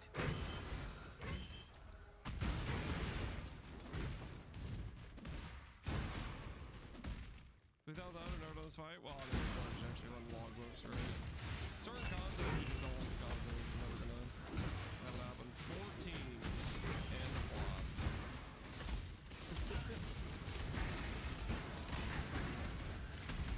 What do you think about the Uber Brother fight with Skirst? Does very much look Skirst.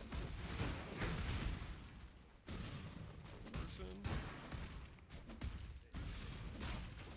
Get another boss. 19 points from that, that's pretty sick. I cannot do this yet.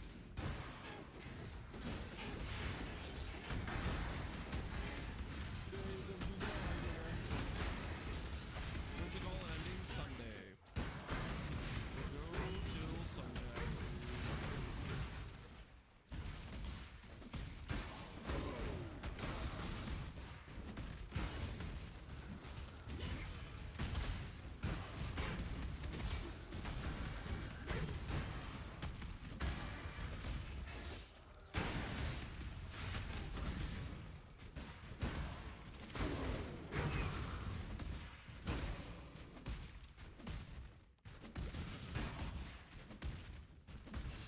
Chaos is fine.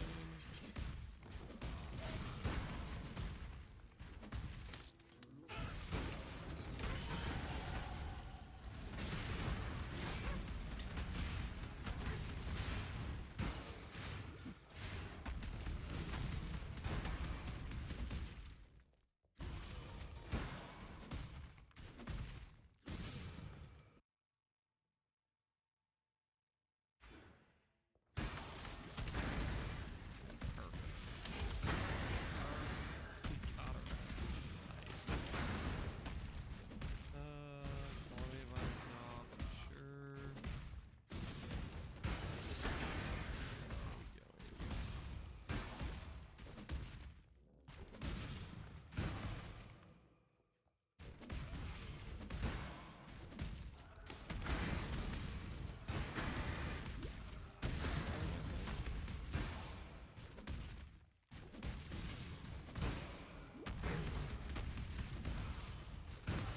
Turn around. I won't ask twice.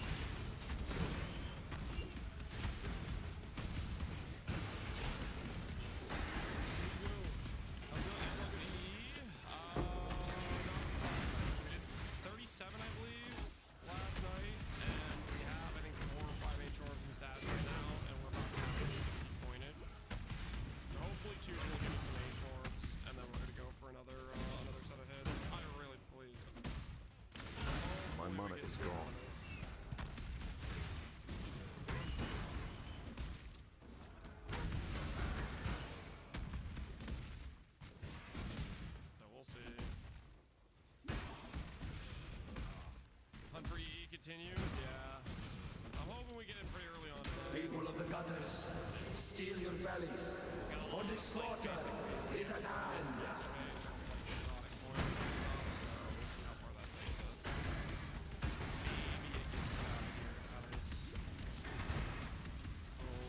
An adequate performance challenger, if a little messy. Yet Barcool and his stinking flock were simply an audition. Let us see how you fare in the grand arena of the opera. Prismatic Catalyst. This will hurt!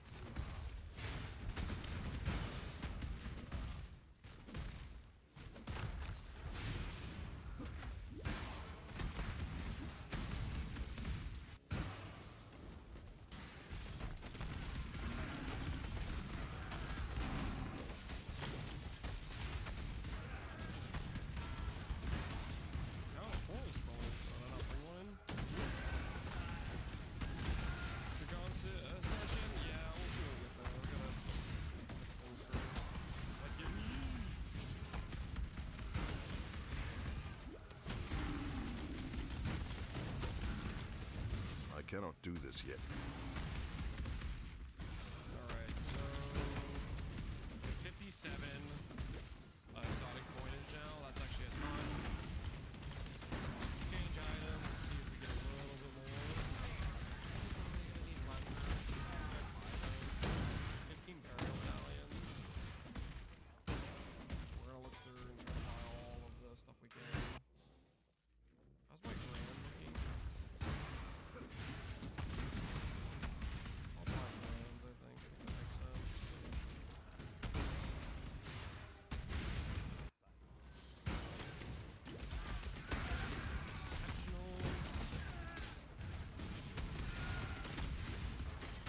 Exceptionals. How is our exceptional stash? Exceptional stash is pretty good.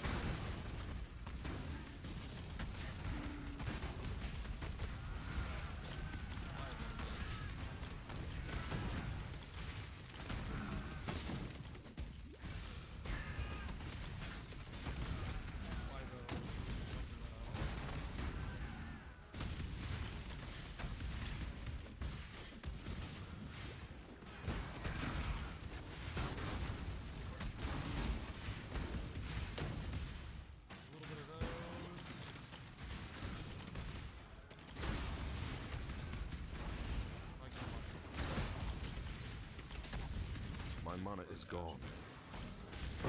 This is how it's done!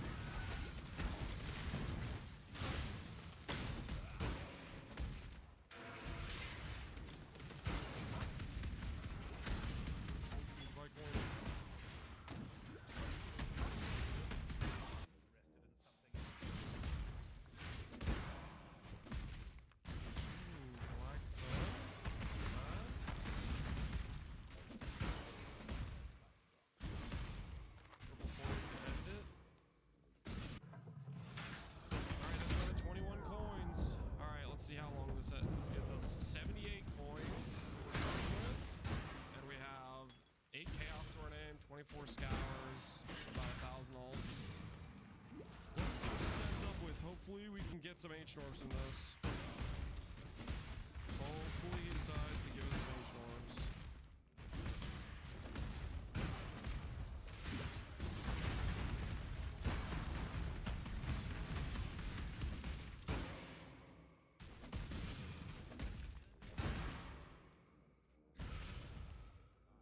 I should also check to see if there's anything good in the jewels he offers as well.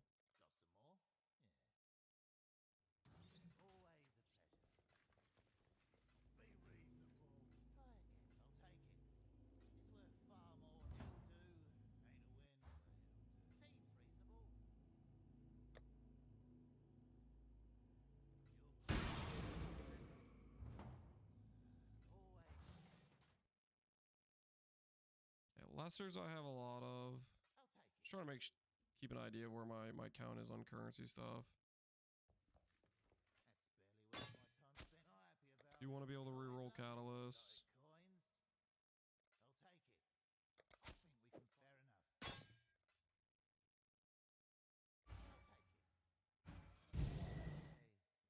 Barbiel for 20, that's definitely not worth.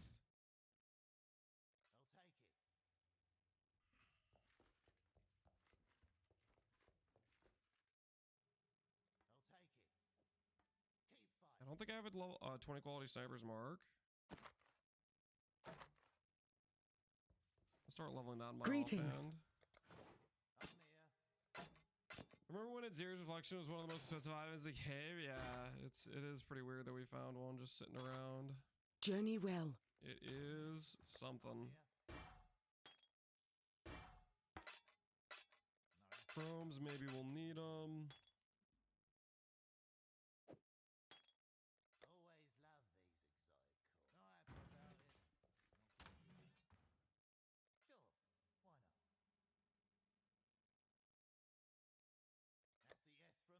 Don't think I care about this stuff. Yep.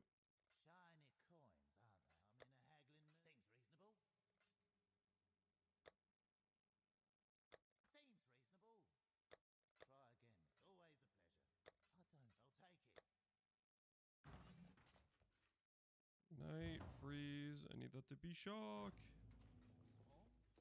Ooh, dense. What is it, Exile? You will be remembered. Do you need help with something? The comms are pretty crazy for SSF. That they are. That they are. Good luck. What do you want?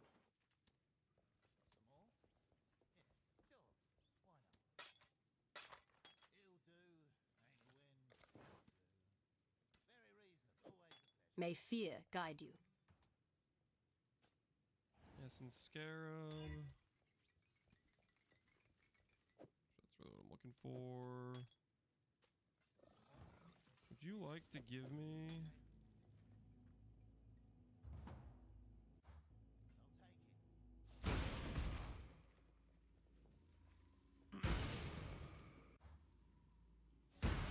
Delightful death! Keys we don't want to run out of. Get overspend. Run out. My mana is gone. You need to be able to buy ancient orbs if they pop up. Keep our eyes out for ancient orbs.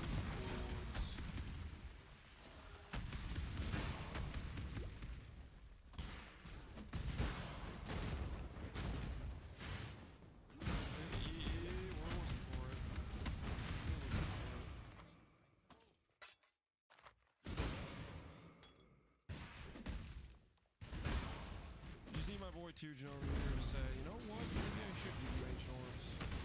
Maybe I should put some of those in the available.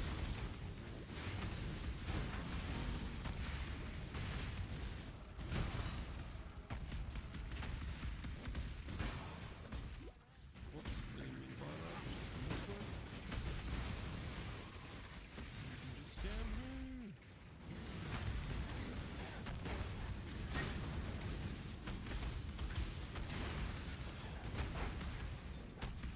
Gimmick how you doing, man?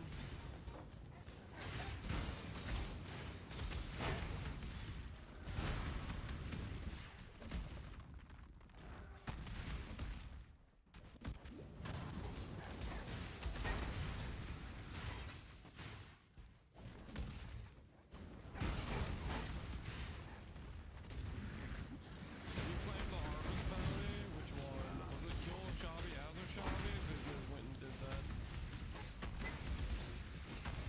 Instead of trying to win, he's stealing bounties from hard-working Onitho Chavi players who can't roll EE to save their life.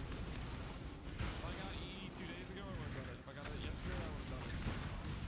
I can't roll EE to save my life. So here we are.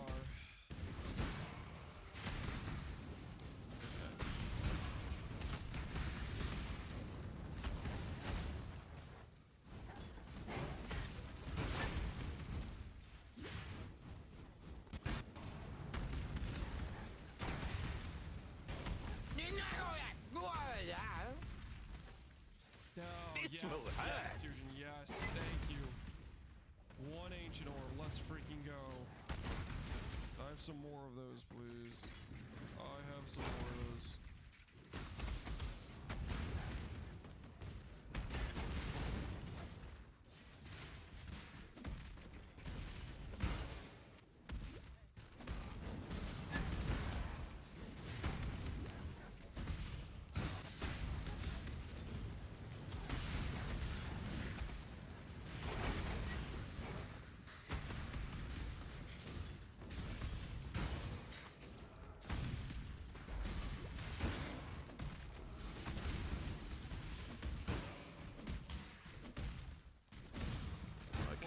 this torment? yet. No. It hits. It hits, guys. My mana is gone.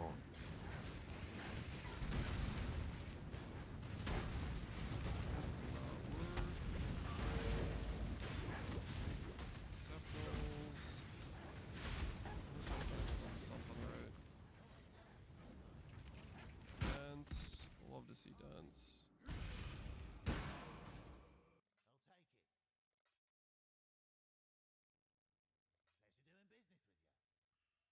Okay, what else do we got? Nope. Nothing I can use there. Crimson, nice. That's fantastic. That'll give us the one anoint.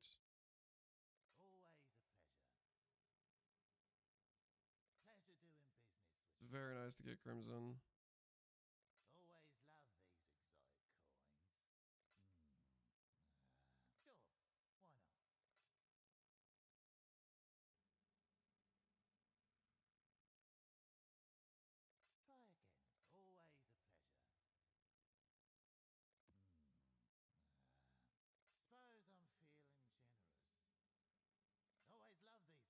Divine. I don't think I could do that actually. 1,700 grand. I don't think so. I don't think so. That's too much. Low ball.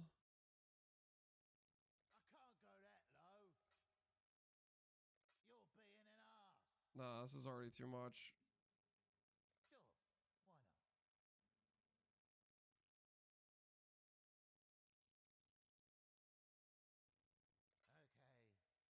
Like if I'm spending 500 of these. Yeah, no, I can't. Glands are the least used ones. I need to make sure I have enough grands to buy ancient orbs, guys. This ancient orb cost me 100 grand. I have 2,700 out of 56 coinage. I'm trying to keep the ratio of grand at least 50 per one coinage.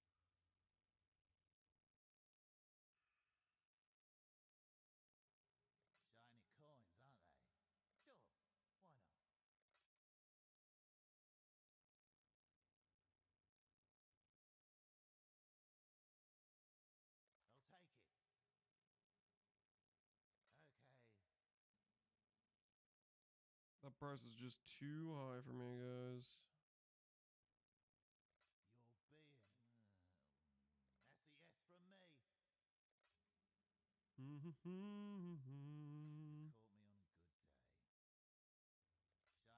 Ancient orb. All right, yes, +1.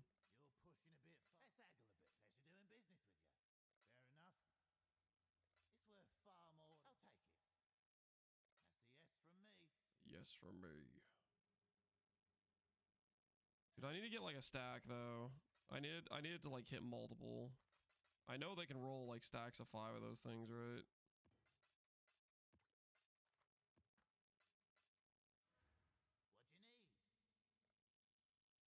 You get all ores or just crimson? I usually just do crimson. Topondium to get ES gear. Specific bars relate to specific loot.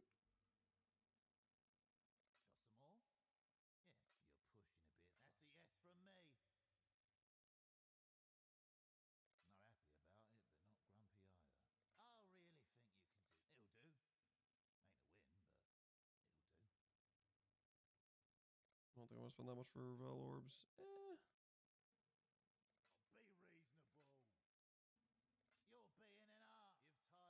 Okay, made him mad again. made him mad. Oh dear. Alright. Avoid shock. This one has avoid shock, but nothing else on it. I guess if I get really desperate for avoid shock, I can use it. If I just need it to top me off.